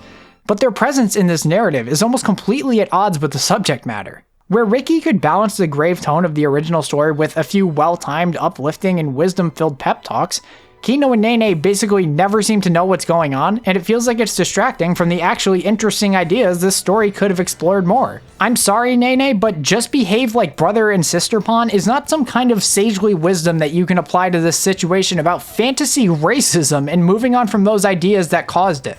This isn't even mentioning how many hoops Monolith Soft had to jump through to make this story's existence make sense in the game's universe, and you begin to wonder if it was even worth the trouble. Like, the Bionis explodes at the end of the main game, and all that remains, from what we can see anyway, is a revamped Colony 9 with an endless ocean surrounding it. As Alphys says himself, this new world is boundless, with all kinds of new life to find. The scope of the world could be infinite for all we know. Think of what interesting new elements we could find even 1 year after the defeat of Zanza. Nah, actually, we're gonna travel back to Alchemoth, which is still floating out in the middle of nowhere, and the Biotis' shoulder for some reason has remaining land floating about, and it's populated by beings who you've already seen before. A couple of Eretz islands are still out here, but you can't see any other part of the Bionis floating. It's just these two locations, because hoverstones, I guess. Also, by the way, we're only going to send 2 people on this expedition with what looks to be our only airborne ship. Why? How did these Hyentia and Machina end up on the Bionis' shoulder? I hope they don't mean to say that they're only here because Alchemoth still was, because what does that mean for the people who were on any other settlement on Bionis when Shulk rebooted the world? Death. Also, if you play Xenoblade 3, you begin to wonder, how in God's name did this whole settlement come to be if Alchemoth was still floating way the hell out here? But that's all just in reference to the setting. The actual story had some room to explore a lot of new things. The new world and how it's maturing after the events of Xenoblade 1, the changes Melia and Shulk may have gone through in the events that lead up to Xenoblade 3, or maybe the residents of Bionis' shoulder will challenge the world's progress. Each of these ideas gets like half an answer each, and pretty much end off in almost the exact same place the base game ended. Colony 9 has been growing steadily. Shulk and company are building that new world and living out a peaceful existence, which is really satisfying after a lifetime of these people being at war or fighting God. Shulk's been doing his thing, inventing new weapons and becoming a fashion designer apparently, and Melia's been trying her best to carry the legacy of the High Entian royal family. She ends up needing to settle a dispute between two factions of High Entians and Machina who have been at odds due to racism stemming from the rise of a new threat, the Fog King. The Fog King drove the refugees of Grandel and Companion's Cape out of Alchemoth, and since that point they've ended up losing a great number of soldiers attempting to reclaim the city. The Fog King is the closest thing we really get as far as connective tissue between this game's story and Xenoblade 3's. The Fog Beasts arise due to instability in the fusion of Bionis and Allrest, but we'll talk more about that later. Tyrea is back, and she's since found a new purpose in looking after Teal'c and helping him with his research. Tyrea's growth is easily the best part about Future Connected, and I'm grateful that we got this expansion for this alone. Seeing her grapple with a new purpose in life and choosing to follow alongside somebody that she once wanted dead more than anything is really satisfying to watch after what you saw of Tyrea in the original story. I think it's the pinnacle of Future Connected's message that it's never too late to better yourself or to make amends. There's nothing wrong with having trouble finding or accepting your path, and you shouldn't take any shame in changing your course if that's what you want. Melia has always had trouble finding those answers, and look at her, she's a literal, actual queen. Seeing Melia and Tyrea make something of an amends and walking the same path by the end is the best part of this story, and their two quiet moments are two of the best conversations in Xenoblade 1 in general, I think. I greatly enjoy Shulk's characterization in Future Connected as well.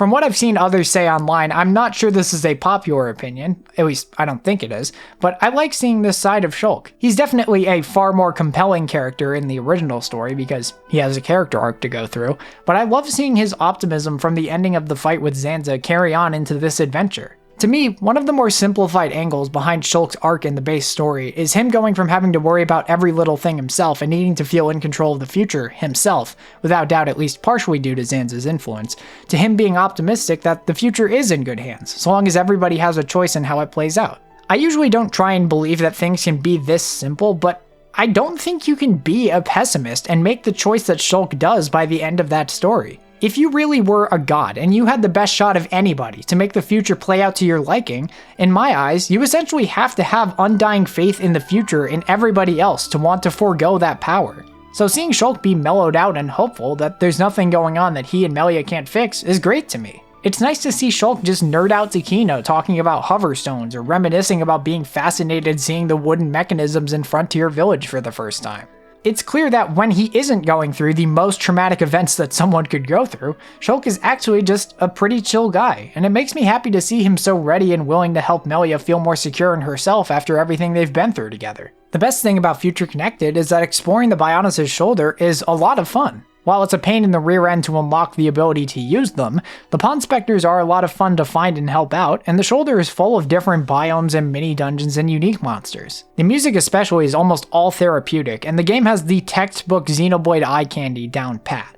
I don't think Future Connected is bad at all. I'm glad the Bionis' shoulder was able to be used in some way. I love seeing unused content get a second chance, and I think it's cool they were able to give it a relevant place in the story. Takahashi already had a plan for Xenoblade 3 by the time Xenoblade 2 was in development, so it wasn't some hapdash decision, there was a good reason to make this. My biggest issue with Future Connected is, no matter how I look at it, I end up feeling like it's half-baked. As an epilogue to Xenoblade 1, I don't feel as though it added enough details or story threads that we as an audience couldn't have thought up ourselves. I already felt that the base story ended in the perfect place, even if I do love the stuff with Tyrea. Evidently, there were sequels to be made, and that happy ending was never going to last forever. The thing is, whenever I look at what Takahashi said about looking to the future of Xenoblade, aka alluding to stuff that would be in Xenoblade 3, I also feel like it drops the ball there too. The most you get is that the fog rifts are taking form between Bionis and Allrest, and it's creating the fog beasts that you come to see in Future Redeemed, and are also responsible for Ionios' annihilation events. Again, like, that's neat, but I don't feel like this game gives you enough information to really theorycraft about in a way that pays off by the time you play Xenoblade 3. It's like you see the fog in Xenoblade 3 and go, oh, cool, that was a thing in Future Connected. And then that's basically it, because even Xenoblade 3 itself doesn't do a lot to explain what the hell is going on there, but that's a whole other thing. When you step back and look at Future Connected relative to the rest of the series, what you get by the end of it all to me is just a standard and safe RPG experience, which isn't some affront to God or anything, but for Xenoblade, I tend to expect better. I guess, if nothing else, I'm glad that it was true to its characters and didn't undo the ending of the base story. Tyrea should have been a party member though. I cannot believe we got stuck with only Kino and Nene over having Melia and Tyrea gradually come to terms with each other. That was such a missed opportunity.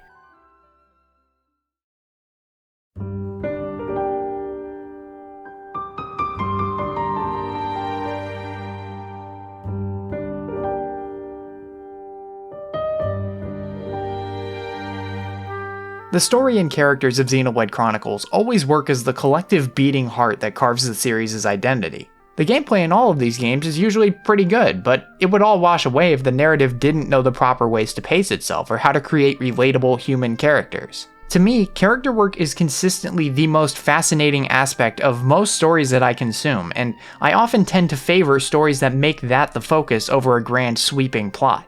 Not to say that those two things are mutually exclusive at all, but I don't know how much I would love these games had they not featured many of my favorite characters in anything.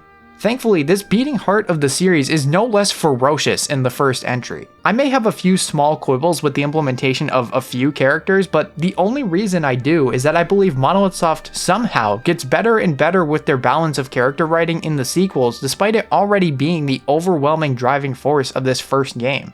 In many ways, I still think this narrative is the most consistently great at motivating me to see this game through to the end every time. I started a playthrough of the original version of the game a little while back and was only planning on playing until Satoru Marsh, but I finally couldn't bring myself to put the game down. Even with the absence of the lovely quality of life editions in Definitive Edition, the story's pacing and abundance of compelling characters was carrying my motivation for so long that I was only ever able to put the game down after Sword Valley. And I was likely only able to drop it then because it was the end of a story arc and just before a whole other series of new plot threads were made. To summarize the intro, Xenoblade Chronicles is a tale told in the world of two titans, the Bionis and the Mechonis. Thousands of years earlier, these two titans engaged in combat and killed who knows how many people who were inhabiting them. Eventually, after enough fighting, the two titans traded heavy blows and entered a deep slumber. The two worlds have been at war with one another ever since that battle, leading to the events of the game proper. We're shown a historic battle at Sword Valley, the point where the Bionis' hand meets the Mechonis' sword. We're introduced to our two warring factions, the Homs and the Mechon, essentially humankind versus robots. Dunban manages to swing the tides by wielding the Monado, an ancient weapon of the Bionis found sealed away in Ase Tower. The Monado is the only known weapon that can damage Mechon, so suffice it to say, it's pretty important. Using the Monado puts an enormous strain on Dunban, but his will is so strong that he overcomes his physical limitations and wins the war for the Bionis. We'll talk more about this later, it's very important. We cut to the present day with Shulk, whose family died on the expedition to find the Monado. We experience a regular day in his hometown, Colony 9, with his childhood friends Ryan and Fiora,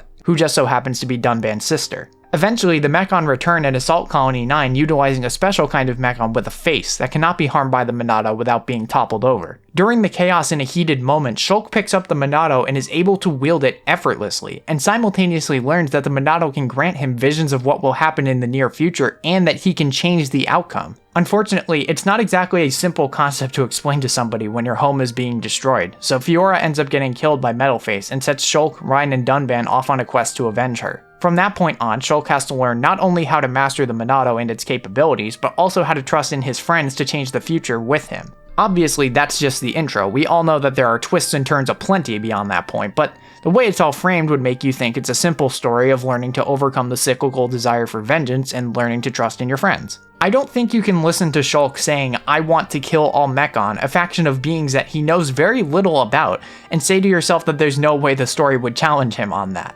However, Monolith Soft loves their plot twists, and loves tackling myriads of heavy themes as well. Halfway through the story, the trajectory of Shulk's desire for vengeance is supplanted by his need to understand why the world has been like this for so long when it turns out that Fiora is alive.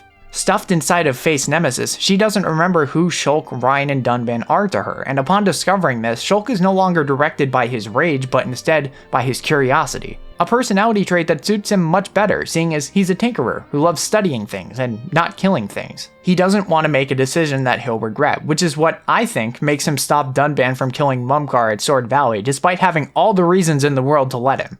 I actually want to talk more about this scene because it seems to be something of a divisive one. To me, Shulk isn't sparing Mumkar definitively here, as much as he's saying that everyone should hold off before they do anything final, which is a perfectly in-character decision for him to make. Even beyond the moral quandary of whether it's right to kill somebody who's killed others and greatly wronged the world, it's also a decision made with Shulk's curiosity and inquisitive nature in mind. Sure, what Mumkar did, he did willingly, but keep in mind what Shulk knows about the Faced Mechon at this point in the story. All Shulk can deduce at the moment is that Homs are stuffed inside of faces and that Fiora has no recollection of her closest friends and family. He knows that Fiora would never attack them of her own volition, so who's to say whether Zord and Mumkar even acted on their own will? In other words, now Shulk is saying that they don't know enough about the faces to know the right action to take. And what do you know? Right after this moment, Egil decides to purge Gatto's memories and cause him to do a series of involuntary attacks against Sharla, despite Gatto himself seemingly having no hesitation to do so from what the party could see. Moreover, the party deciding not to spare Lorithia, Dixon, and Zanza later on isn't the game backwalking that idea because we know what their game is, and we know that there's no changing their minds. It's why it breaks Shulk's heart to defeat Dixon, and why he sounds regretful knowing that Zanza and his world could have formed some kind of coexistence after he kills him. You can tell that Shulk never wants it to come down to that, but he's doing what he has to. They stand in direct opposition to everyone else having a future, and there's no middle ground he can meet them on. It's them or it's us. Shulk ain't no centrist. Shulk's intuition in Sword Valley is well informed, seeing as when he doesn't understand something, he likes studying it. He likes understanding the full mechanics of how something functions before he makes a big decision. The game makes it no secret that Shulk likes taking a minute before he makes a choice, except for when he upgrades the Monado. My big problem with this scene, however, is that it is inexcusably horrible how the game has the gall to say that the party shouldn't kill Faced Mechon, which I agree with, despite the prior scene having half a dozen of them that are inexplicably just not there in Mumkar's death scene. Gee, I wonder what happened to all of those guys. That aside, Mumkar being responsible for his own demise, Dunban learning from his mentee, the choreography, the voice acting, the music, I love the scene to bits, but I digress. Despite having even more reason to kill Egil, Shulk spares him just the same and offers him the chance to break out of this toxic cycle of war, killing, vengeance, and depression. Perspective affects a lot of the character motivations in this series, especially in this story. Shulk and Egil share a largely similar backstory to justify their motivations. They lost their peaceful way of life and their loved ones and witnessed their home getting destroyed for reasons they couldn't, and frankly shouldn't be expected to, understand in any way. Shulk, through the influence of the people around him, manages to calm himself down and seek out the truth of how all this fighting started, and is able to put his own personal losses aside because he understands that if they make things right, they can make it so nobody will have to experience that pain that drove them to this point ever again. Even if Fiora regains her memories, it doesn't take that personal stake away from Shulk, because even if she's no longer dead, she is dying, and practically nobody they know can guarantee how long Fiora will be alive or how long she can keep up for. Again, Shulk has every reason in the world to kill Egil after the genocide he set in motion and everything he did to his lifelong friends, Sharla, Melia, and everyone else, but he knows that this isn't the way to solve this conflict. It makes you think that Egil should have been perceptive enough to do the same. However, Egil being as stubborn and apathetic to the world of Bionis as he is makes some amount of sense when you learn that he saw what that peaceful world looked like. He lived it for a time, but it was ripped away by forces that he didn't understand. Hell, he thought it was ripped away from him by his best friend. From what he could see at the time, his friend Argos suddenly decided, after having talked of setting out for new worlds hand in hand, that he instead would wield a foreign weapon and use it to murder the beings of Mechonis. I think anybody would be taken by surprise and develop some trust issues. Afterward, presumably through an explanation from Maineth, Egil learns that Zanza was to blame, and so no matter what casualties he's responsible for, Egil sees it as a justified cause to mass genocide entire civilizations worth of people on Bionis, so Zanza can't absorb their ether energy to regain his strength and life. Not so subtly doing almost exactly as Zanza did, but just for a slightly different reason. I think this is Egil believing that there's no going back to that era of peace. They tried it once before, but it's not meant to last. Only if Zanza is gone can it continue. He doesn't bother trying to learn anything about Shulk until he proves that he's broken Zanza's curse, which is, Possibly the latest moment you could have figured that out there, pal. His lack of will to even attempt to understand the world as it is now is what makes him a villain, in other words. Not so different from many other villains in this series. Still, it's hard not to feel bad for the guy in a sense. We'll talk more on this soon, but when you hear Egil have the epiphany that every machina that still lives opposes him, it's uniquely pitiful. Speaking of villains, one theme that's prevalent to some extent in all of these games is fear, specifically the effect it can have on you if you let it fester and grow too powerful. At least one of the villains in each of these games demonstrates an underlying fear of something, usually changing or losing something of themselves. Change is very necessary for growth and progress, but seeing as the outcome is unknown, it's always at least a little scary. We love knowing things as people, and it's why taking a big risk is always scary because there's no guarantee it will work out how we want it to. I think it's the closest thing we have to a universal fear among people. The game manages to create an excellent embodiment of our fear of that unknown future through Zanza. Zanza is a character driven by fear, a fear of being forgotten and a fear of dying. Zanza perpetuates this endless cycle of death and rebirth to sustain himself and stay alive. He clearly loves having a power trip by declaring himself the most powerful being in this universe, but deep inside of him, there's this scared man doing what he has to do so he can keep surviving. My favorite moment of his is just before the party confronts him one last time when he's trying to use his visions and he just can't, and you can tell it's freaking him the hell out. It's clear he used these visions so he could not only strike fear into those he views as beneath him, but also to alleviate his own fear to control the passage of fate as much as possible. It's why as soon as Argolis and Egil start talking about setting out for new worlds, Zanza does this. It's his way of saying, oh, are you guys leaving so soon? Well, how about take some endless war and suffering on your way out? Of course, that fear is natural. Everybody feels it, I think, but as the party says at the end of the story, it can become exciting when you look at things a certain way. Moreover, you can only control so much, and you should only be able to control so much. At the end of the day, our world doesn't exist for a single one of us. It exists to be shared, and it's just the same with our future. Take it one day at a time, celebrate those little victories, cherish those moments with people you care about, make the most of what you're given. I think if this game has taught me anything, it's that I have more control over my own life than I let myself believe. You can't put up your best fight every single day, but things won't get better by resigning to the flow either. You have to take those steps and fight with everything you have when you're ready for it. Just as Shulk says himself, little by little, each day as it comes. That's how we should live.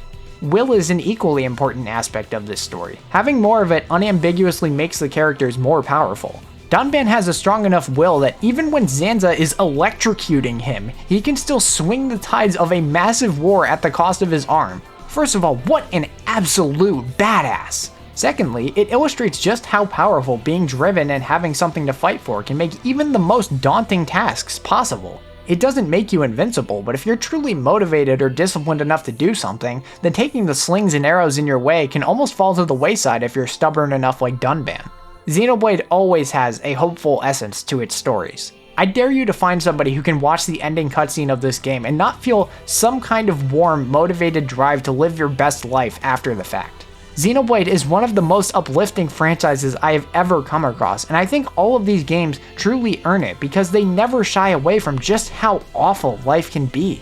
The world of choice is usually grim, but these games always want to hammer home the fact that abandoning hope is the cause of a lot of the strife you're going to find. Choosing to give up is the biggest loss one can suffer in these stories. It's part of the reason I attach so strongly to the party members in these games because they always find a way to hold on for just a second longer to fight for the future that they want. And whenever they do give up, the people around them manage to pick them back up and stay true to themselves. The Xenoblade 1 party's collective will to move the world forward is strong enough that it creates the most powerful Monado of them all. Kinda.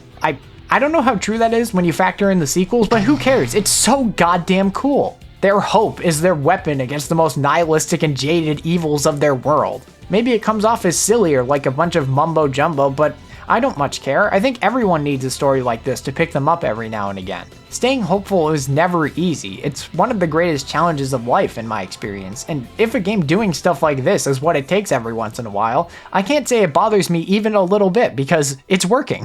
What I think is quite fascinating from a thematic perspective with this game's story is how it approaches the debate between fate and free will. Essentially, the long-debated philosophical question is, are our lives determined by a higher power or are we in control of our own destinies? Naturally, this debate continues to this day despite being stated to have originated in the 18th century because nobody can really know, but alas, it is interesting to think about, and we, as people, love arguing about unanswerable things for way too long. There appear to be 3 central schools of thought in this discussion, so you know what that means. We're starting another list. 1. Our lives are determined entirely by a god who created the universe and thus governs everything that happens in it.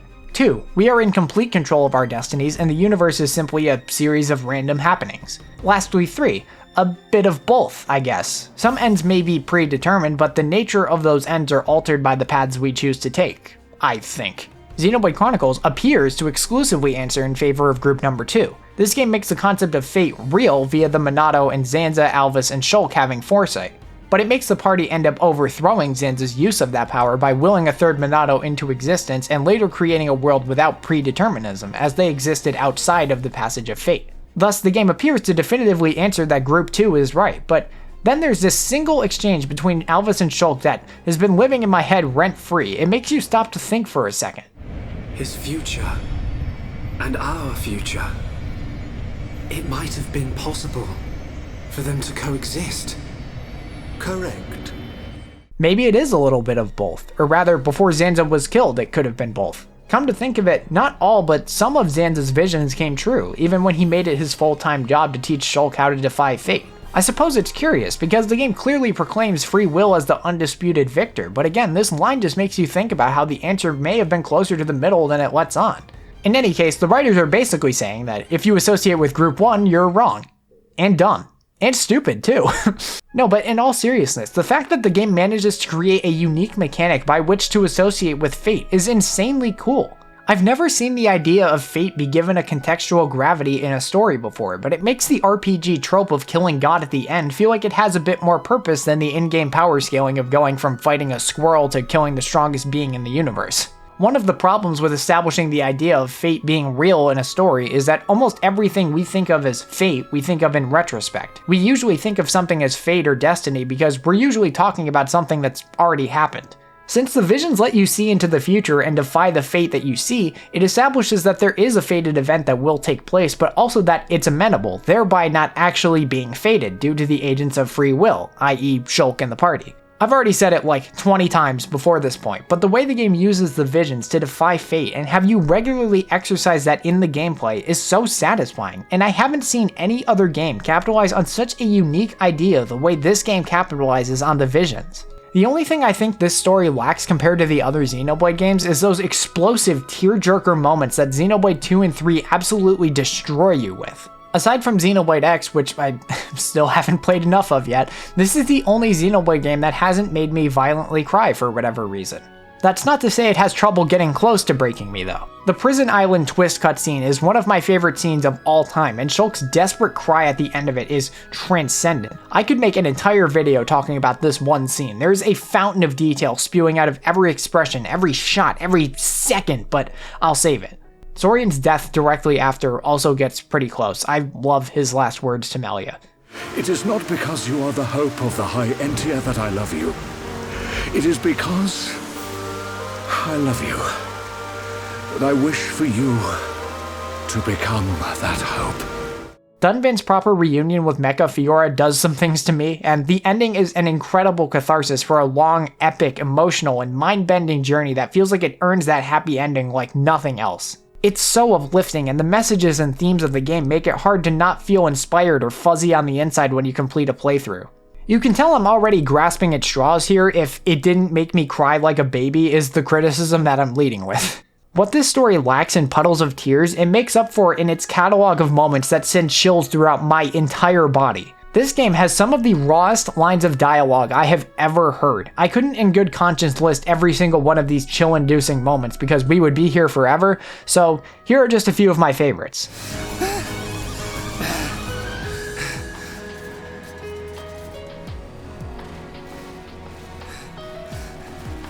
I'll kill you!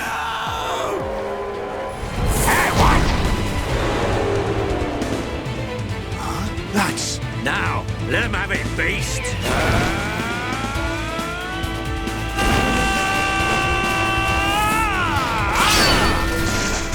Is that it?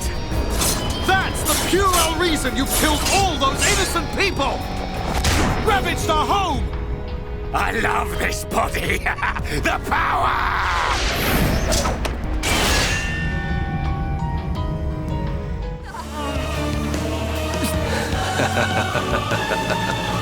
Your blade.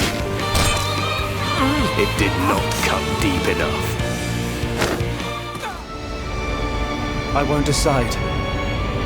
The future should be decided by each and every person in the world. And so, what we wish for is a world with no gods. I mean, god damn it, every single time, dude. Once again, like, by far the hardest part of these videos is trying to make any kind of level-headed articulation of why these stories and characters captivate me as much as they do. Trying to stop one detail from sending one of my paragraphs down an entire rabbit hole of obsessive gushing is a real challenge for me, but damn it, I must try. If I had to make some criticisms that really don't matter at all, I would start with how it seems a little odd how Shulk and Rein figured that they could just take the Monado, you know, the one weapon the Homs can use to fight off the Mechon, and just walk out with it directly after getting ambushed by Mechon like a few days before. I get that it would muddy up the pacing to have some meeting where Shulk gets designated permission to take it, and Shulk is shown to be the only person who can effectively wield it, but it just seems a bit odd if you think about it from the perspective of the average Joe in Colony 9.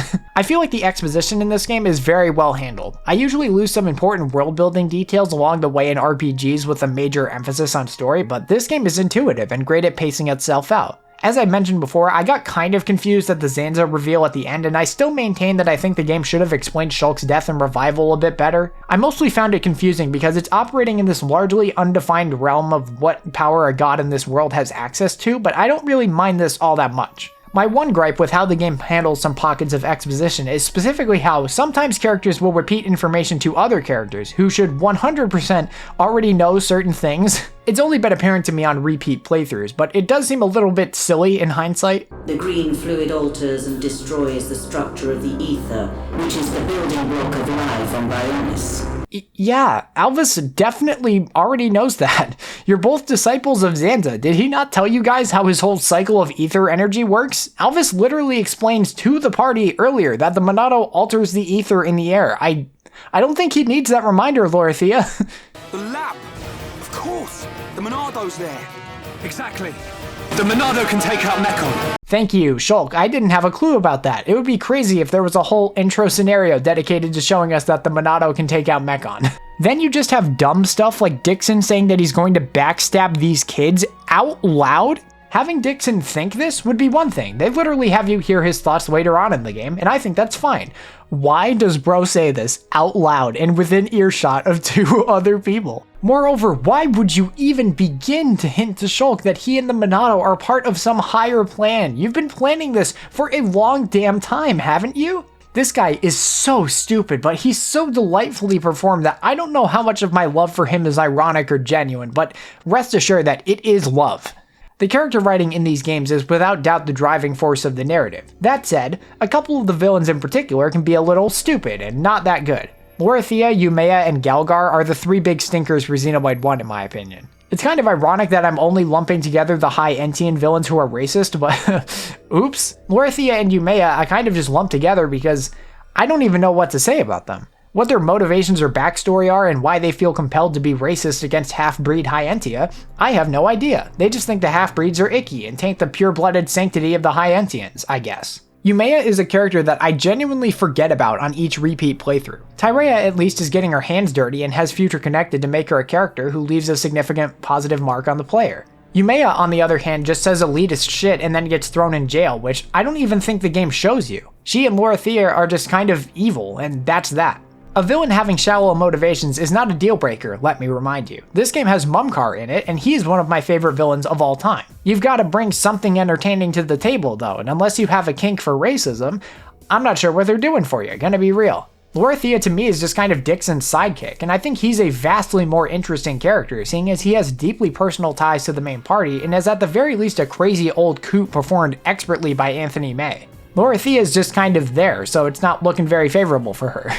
Galgar is not great, but there's at least something interesting going on with him, even if only in concept. That said, his presence as a villain may as well be non-existent, as Buddy literally starts beefing with a child and wants to be racist in the opposite direction of Lorithia and others. I think it is interesting how the seeds of that school of thought still survived into the creation of a new world. That feels real, and eliminating such horrible rhetoric is not historically done very easily. Thing is, Galgar doesn't add much to the grander plot of needing to take down the Fog King, nor repairing the relationship between Grandel and Companion's Kate. We have no indication that his bigotry specifically was responsible for the division between Radzim and Maxis, so these ideas are barely explored via his character. He's just kind of some side dude that you swat away a couple of times and then forget about him. The lesson that you take away from his character is basically, it turns out that racism is pretty bad actually. With that out of the way, where do I even begin with a cast of characters this stacked? The lineup of party members is absolutely incredible, and it doesn't take very long to realize that when the game leads off with Dunban. I cannot think of a single other character who succeeds so effortlessly at being the coolest motherfucker in any game I've ever seen than this guy right here. Where do you even begin? Oh, I don't know. How about him withstanding and fighting back against the power of a god to swing the tides of a massive war by simply having a strong enough will? How about him having a relatable slip in composure upon realizing that the people who he formerly fought side by side with betrayed him? How about him somehow always managing to comfort those who are trying to comfort him? How about him secretly being a softie who just wants to do right by his sister and his friends? How about the fact that this guy can outmaneuver two-handed or two-clawed swordsmen despite only being able to use his left arm? How about Rufus Jones's stellar performance and capability to send chills through the party with a rousing speech? I really do not try to take any stock in being an alpha male or whatever Looney Tunes you would use to determine whether somebody is a real man or not. I think a huge majority of those sentiments are garbage used to control people and their lifestyles. With that in mind, if I had to pick the ideal man's man role model, Dunban is the guy. He avoids every trap that many of the most explicitly masculine characters make in a lot of stories. He never shames people for faltering. To my memory, I can't think of somebody other than Ricky who he doesn't show immediate respect. He's not overly flirtatious with anybody. He's both physically, but more importantly, emotionally strong. And no matter how deep of a pit he's stuck in, he can manage to motivate everybody around him. He isn't perfect, but he's the closest you get in Xenoblade to being my goddamn hero. And God, can we please talk about how perfect this exchange is? Remember the gift of life that Fiora gave you, and treasure it. I can't say that I understand, but I hope to, someday. That is all I ask. Believe me, I'm always just trying to understand. What better summary could there be of this game's message, hell, the entire franchise's message, than an exchange like that? A franchise that preaches the importance of doing what you can to understand other people and their experiences and how that affects the world around you. It's all perfectly stated within a fitting exchange in the first hours of the first entry. God, I fucking love Xenoblade, dude. Do you know who else I love? Fiora. I do have quibbles with her character more than the rest, specifically because of, say it with me now, how relentlessly she mentions Shulk. I know, take a shot for every time you've heard that one, but it comes up for a good reason. For one thing, I do think it's pretty lame how every woman in the main party just so happens to have at least one segment of the game dedicated to them falling in love with or trying to find a man. I don't think it's helped prevent the perpetuation of Melia's legacy as a character online, boiling her down to the girl who got rejected. Holy shit. There's nothing wrong with falling in love, having feelings for, or caring about your loved ones, obviously. Every character in these games ends up changing and growing because of the people around them, and that's just blatantly good character writing. The chemistry between the main characters in these games is always top-notch and gives me the purest form of joy I could ever get from a story. However, especially in Fiora's case, it feels like her affection for Shulk comprises so much of her dialogue once she's back in action that it's kind of distracting. Charla mentions Gatto a lot, and he's integral to her arc of learning to value life over sacrifice. But in her case, it feels spaced out enough that you can focus on her other characteristics and personality traits in isolation without her needing to mention him. Ryan talks about Shulk all the time and goes through a character arc about protecting him.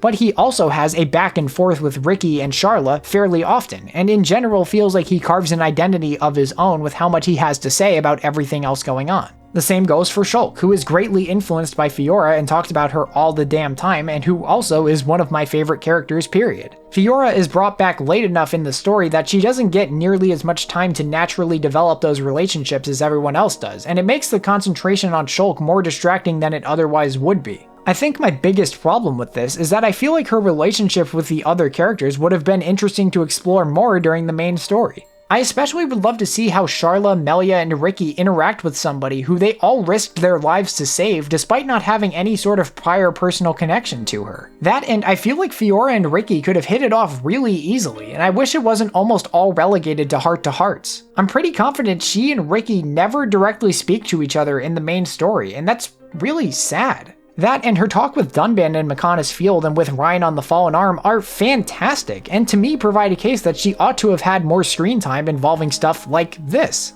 That and the struggles she goes through regarding her mortality is also explored in a vastly more interesting and compelling way in Xenoblade 3 by multiple characters, like pretty much all of them. Even still, she's a wonderful addition to this cast and is hugely pivotal to the story and why multiple characters feel compelled to change over the course of it. She's the reason why Shulk gets off the revenge train and why he learns to be more understanding of the people on Mechonis, from Mainith to Egil. She's the reason that Dunban listens to Shulk when confronting Mumkar. Even when she isn't there herself, her presence can be felt throughout this entire adventure from its very beginning to its very end. Fiora has this ability to somehow manage to find the bright side of even the grimmest aspects of her situation. Anybody would be self-conscious about waking up in a half-human, half-robot body, and while it's a gigantic pain in the ass for her and the party, she somehow manages to appreciate things, like how she only needs to go on water and ether for energy, or how she's grateful that Mainith hijacked it for a time so she could come to understand the plight of Mechonis. Think about somebody else taking control of your body. Regardless of who it is, it's a pretty violating feeling to even think about, isn't it? It certainly is when Zanza returns, yet somehow, Fiora manages to turn it into something positive. It's a character trait that I wish I had myself. It's really admirable. She, Ricky, and Ryan all express relentless enthusiasm and bring a chipper and upbeat energy to this party that I love oh so much, which a story this heavy definitely needed to feel as hopeful as it ends up being without it coming out of nowhere. Ricky is still my favorite Nopon in the series, and the funniest thing about me saying that is, he's probably still the one with the least going on compared to Tora, Riku, and Manana. He's definitely the Nopon with the least confounding stuff going on, I'll give him that. Ricky, to me, is the blueprint for a superficially likable character. I would naturally prefer characters that have as much depth as possible, but sometimes you can just love a character because they bring a likable energy to the story, and Ricky, I think, is the best example of that. He's just a cute, loving, and fatherly little guy who brings a sense of lighthearted innocence to a party that has got a lot of traumatic baggage shared between everyone. He's the shoulder that everyone can lean on. No matter what happens, he's there for you. Thanks to his Nopponly wisdom, his art palette is this smorgasbord of zany moves that no other character offers. He's unlike anybody else in the cast, and yet that doesn't preclude him from being the rock that everybody can float back to for some emotional wisdom. To some people, he may stick out like a sore thumb, but I'm grateful he's a part of this team. He's a bright and warm light who never dims out on you. Lord knows, many of the party members in this game need his love to keep their head up. Speaking of which, Melia is one of the most tragic characters I've encountered in fiction, and she is only beaten out by one other character, both of whom I spend a lot of the runtime of their respective stories feeling intense pity for. From the first second Melia's on screen to her final shot at Outlook Park, she spends most of that time suffering. She starts her first appearance on screen grieving the loss of her guards and trying to stave off the guilt of their sacrifices, and when she does kill the primary Telethia, it doesn't seem as though she feels any closure. Yeah, she killed the thing, but it doesn't take away the weight of 4 people being dead and feeling responsible for it. When she returns to Saurian, she immediately jumps to addressing her regret for the loss of her guards, and I've always felt that, on some level, she's already privy to the fact that taking vengeance doesn't grant you peace. Beyond Melia's suspicions as to why Zanza/Argos's body was sealed away, I've always felt this moment on Prison Island is in part her trying to get through to Shulk and tell him that killing Metalface wouldn't fill the hole in his heart that Fiora left, because she knows that vengeance certainly didn't fill the hole in hers. Although in her case, and very literally in her father's case, that hole in their hearts is about to get much larger. As if she didn't have enough responsibility thrust onto her in the first place, she now has to not only process the grief of her father's death, but has to be ready to lead her people without the wisdom or experience that he would have passed down to her in due time. She develops feelings for Shulk and soon realizes that the ship has sailed now that Fiora is alive. She is then leveled by the realization that a significant percentage of her species' population was designed to devolve into mindless monsters with the goal of destroying all the remaining life for her world's god. The god who she just realized was the root of all the conflict these two worlds have experienced for thousands of years. And as if this woman hasn't suffered enough, the last of her family is taken away from her. Callian is all that's left of her old life, at least the last important relationship she had in her old life. Lorithia is sick and twisted, that's for sure.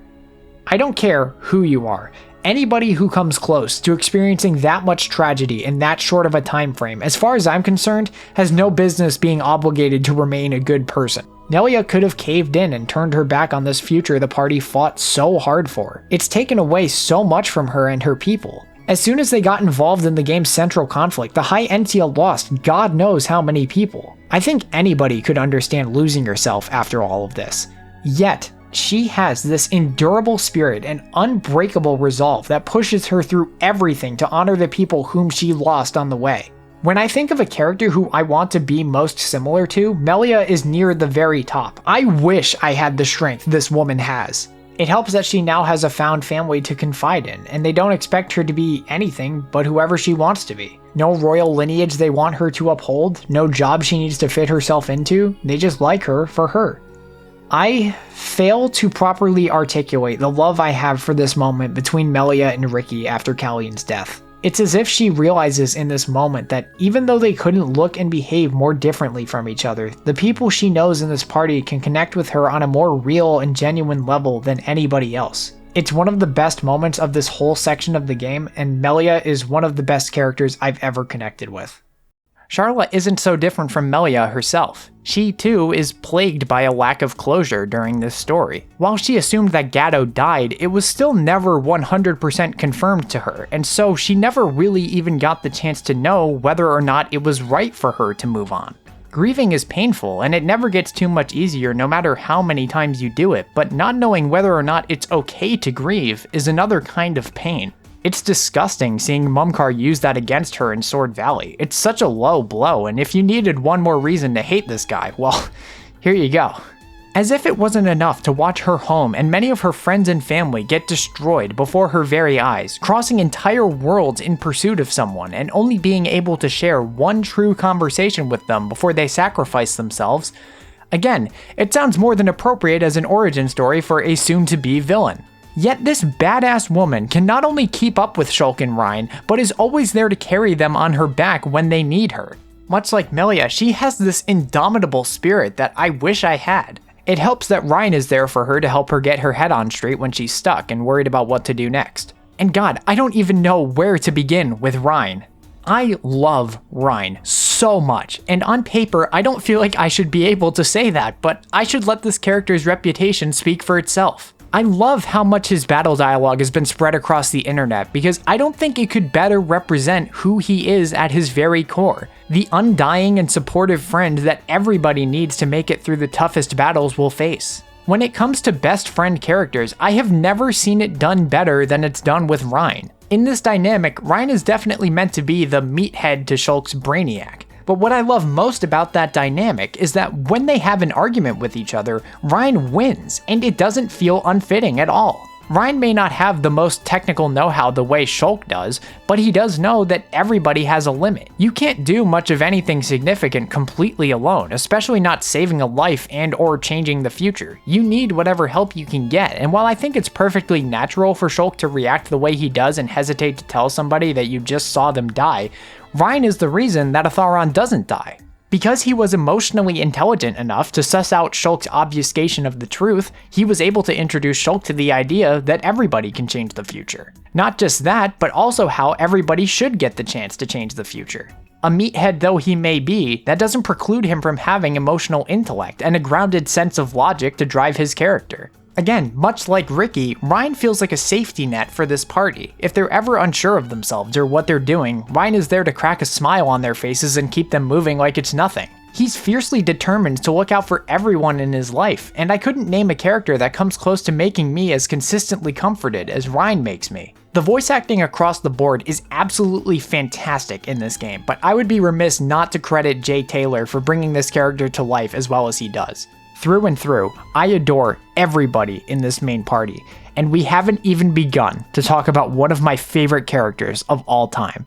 Shulk would be my favorite character in the series if Nia and Rex didn't exist, but rest assured that all of them are fighting a pretty fierce battle for number one in my head.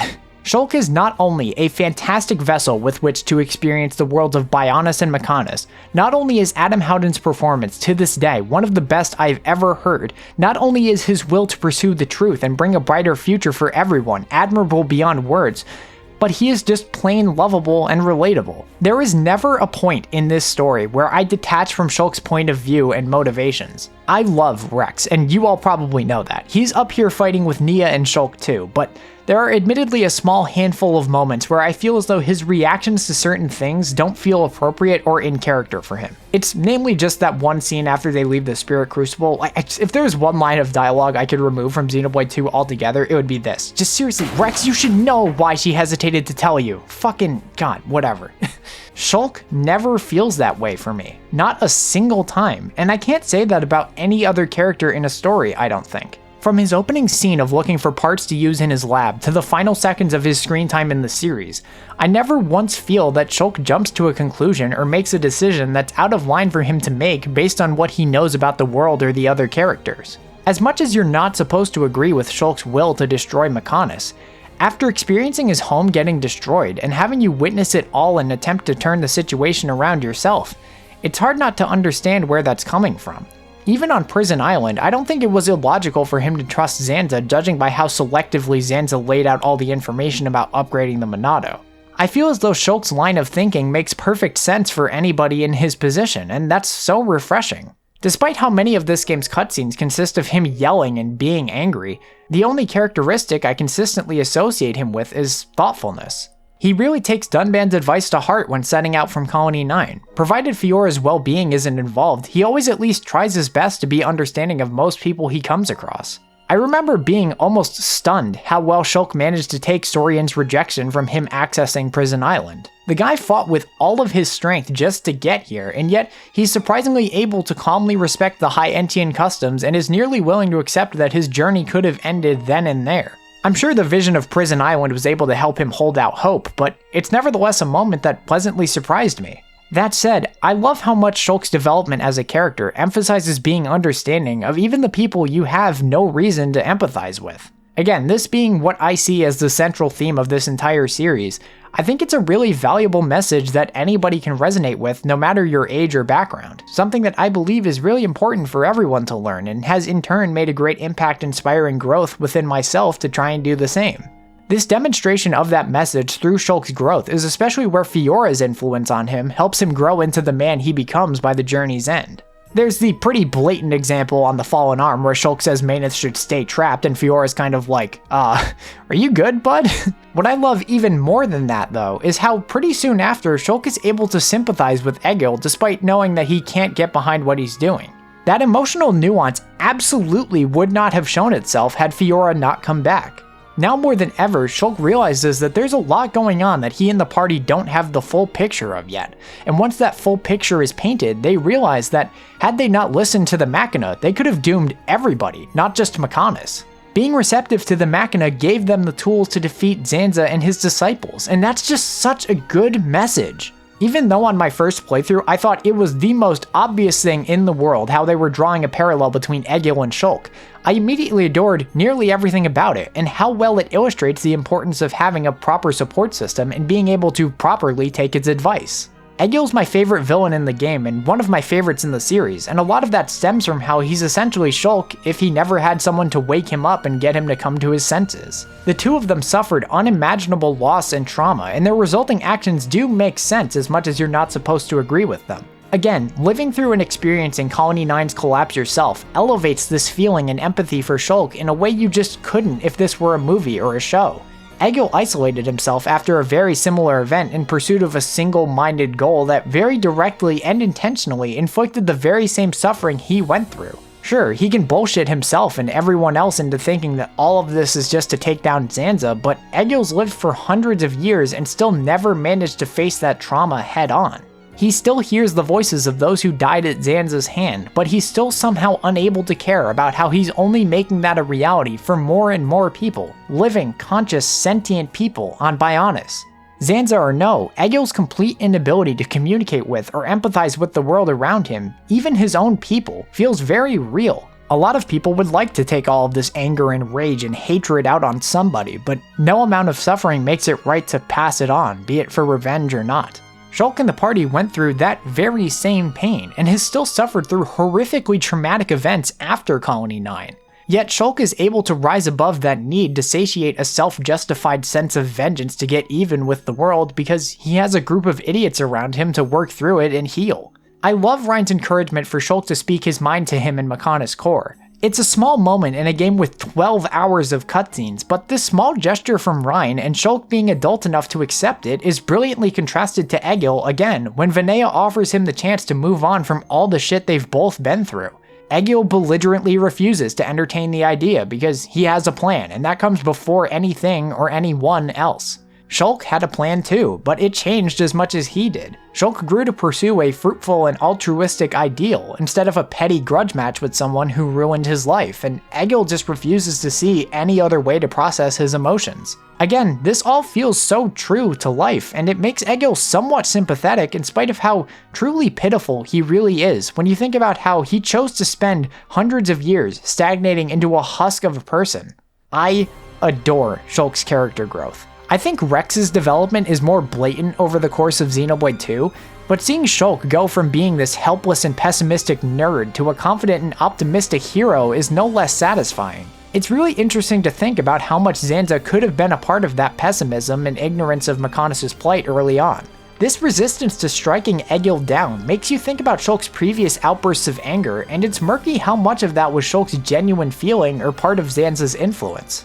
Once Zanza finally leaves the guy to his own devices, he only ever directs that anger back at Zanza and his disciples, and we can see in Future Connected and Future Redeemed that Shulk never gets that angry at any point afterward. I talked about the idea of someone controlling you being violating when I talked about Fiora, and I think it's why Zanza works so well for me as a villain. You're only truly made aware of how big of a piece of shit he is in the last, 5 hours of the game, yet his influence can be felt everywhere, and knowing that he was violating the character you likely relate to the most, it feels personal when you get to the end. It helps that you also fight him once before the end and see him directly get his hands dirty and ferociously kill people, unlike a certain other final boss in this series whose name starts and ends with the last letter in the English alphabet.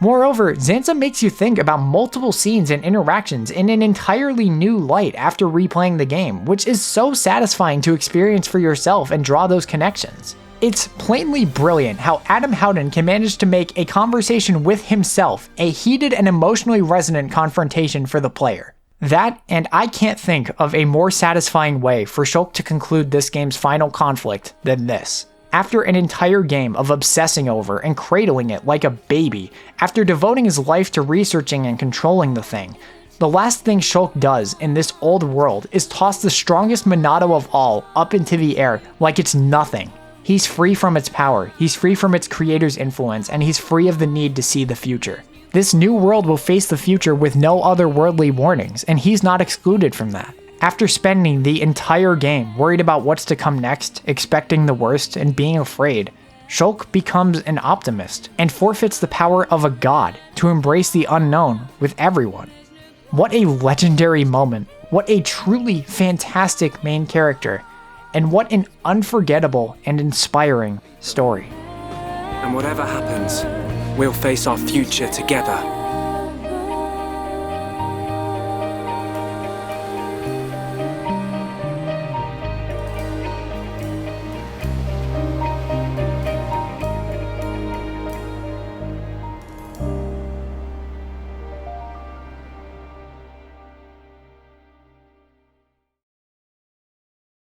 It's been almost shocking listening back to some of my thoughts on this game at points throughout this video's production. Some of my points of criticism have come off so much harsher than I thought they would sound when I wrote it down, to the point where I almost doubted whether or not I actually love this game as much as I say I do.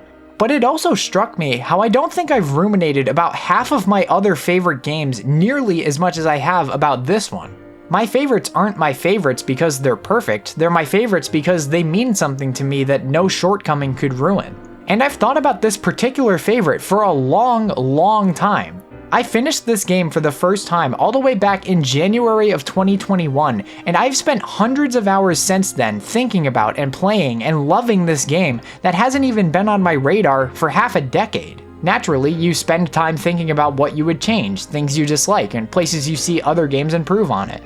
Yet that doesn't render the experience less meaningful. If anything, it means the opposite. The fact that I find that this game has a frankly miserable side questing structure that's compounded by the empty space in the level design, a slightly rigid combat system when it comes to certain customization options, and an expansion that doesn't add much to the experience, and yet it's still a game that I never stopped thinking about for years after finishing it, that's something more powerful than just being a good game. For example, I played Persona 3 Reload for 100 hours in February this year, and I absolutely devoured this damn game. It jumped up to top 25 favorite game territory almost immediately after I beat it. But when I was done playing that game, I was done thinking about it, you know what I mean? I still listen to the soundtrack all the time and think back on the amazing cast of party members and the thematic gravity, but I'm also able to move on. I was able to allow my life to return to a sense of normalcy after beating it, in other words. And this is where, as a writer, I completely fail to articulate myself, because I truthfully can't understand myself why that doesn't happen when I beat one of these games. It takes over my goddamn life playing this series, and I strangely don't mind. I can't believe that after all this time and all of that buildup I had for it, this first game still managed to surpass my expectations. I can't believe the scale and detail put into the world despite being shackled to the hardware of the Nintendo Wii. I can't believe the inventive narrative devices it uses to enrich a commentary of free will fighting fate. I can't believe creating a game this massive wouldn't disallow smaller and richer details to be abundant in every aspect of it. I can't believe that all these years later, I can still play this game and feel as though it is the future of RPGs for me. Considering how old this game is and how it was the first of this series, that really does warrant respect. Being the first of anything, especially a video game series, almost always means that the future entries are going to have more of the formula ironed out and thus perfected. So the fact that it's still such a hotly debated subject, which of these games is the best one, and the fact that this first game is rarely ever excluded from that conversation really is astoundingly impressive. I can't believe that this franchise has experienced this much success when it originally wasn't even going to come out in North America. That's right, I've gone through this entire video without even having mentioned Operation Rainfall. I'm sure plenty of you know the story already, but to give you the spark notes if you don't, Nintendo believed that a trio of Wii games, including Xenoblade, wouldn't be a success in the West, so they originally were going to keep them all European and Japanese exclusives. There was a very real possibility that Nintendo could have refused to release this game in North America, and it may have fallen into obscurity as another Nintendo game that so many people would have never even heard of, like Mother 3. But Nintendo fans were resilient. They campaigned and wrote letters and emails requesting Nintendo of America to localize the game for a North American release, and it worked. Xenoblade, Pandora's Tower, and The Last Story all made it here to North America. How fitting that a franchise that frequently upholds the idea of seizing the future we all want was only ever put into our hands because the fans did just that. Even barring that, it's insane the path my own life has gone down just because of my initial passing interest in the trailer for Xenoblade Definitive Edition. I mentioned this in the Xenoblade 2 video, but I only got interested in that game after I saw the trailer for this remaster and then got into Xenoblade 2 to prepare, thus beginning that whole journey and the obsessive state I entered where all I thought about was Xenoblade 2 and how insanely cool it is. The ripple effect that video's completely random success has had on my life is unbelievable. I've gotten the chance to become friends with some of the coolest people I know because of a shared mutual interest in these games, and just for that simple fact alone, I feel indebted to this franchise for the rest of my life. I never would have been able to predict my life ending up at this point from way back in April of 2020, but what a fantastic personal reminder to myself to do just as the game says. Take it little by little, one day after another, and above all, keep walking. I can say with no sense of hyperbole that this series has changed my life, but that's not why I love this game. I don't love Xenoblade Chronicles because it was some sort of revolutionary paradigm-shifting game that changed everything about the industry, because it wasn't. I don't love Xenoblade Chronicles because it was good for the time it came out, even though it certainly was. I don't even love it because it was the first entry in a franchise I now adore like very few other things. I love Xenoblade Chronicles because when I play it, life makes sense for a few hours. I love Xenoblade Chronicles because it presents to me a world that I never want to stop learning about, dissecting, and thinking about. I love Xenoblade Chronicles because the characters it uses to tell its story are some of the most delightful and multifaceted I have yet seen. I love Xenoblade Chronicles because no matter what stage of life you're in, you can find a lesson to take away from its story, characters, themes, and world. I love Xenoblade Chronicles because it's a high fantasy story that somehow feels so grounded, honest, and true to life. I love Xenoblade Chronicles because it is a game that reminds me just how powerful video games can be as an experience, and reminds me why video games are unlike anything else to me. And that is why Xenoblade Chronicles will now and forever be one of my favorite games of all time.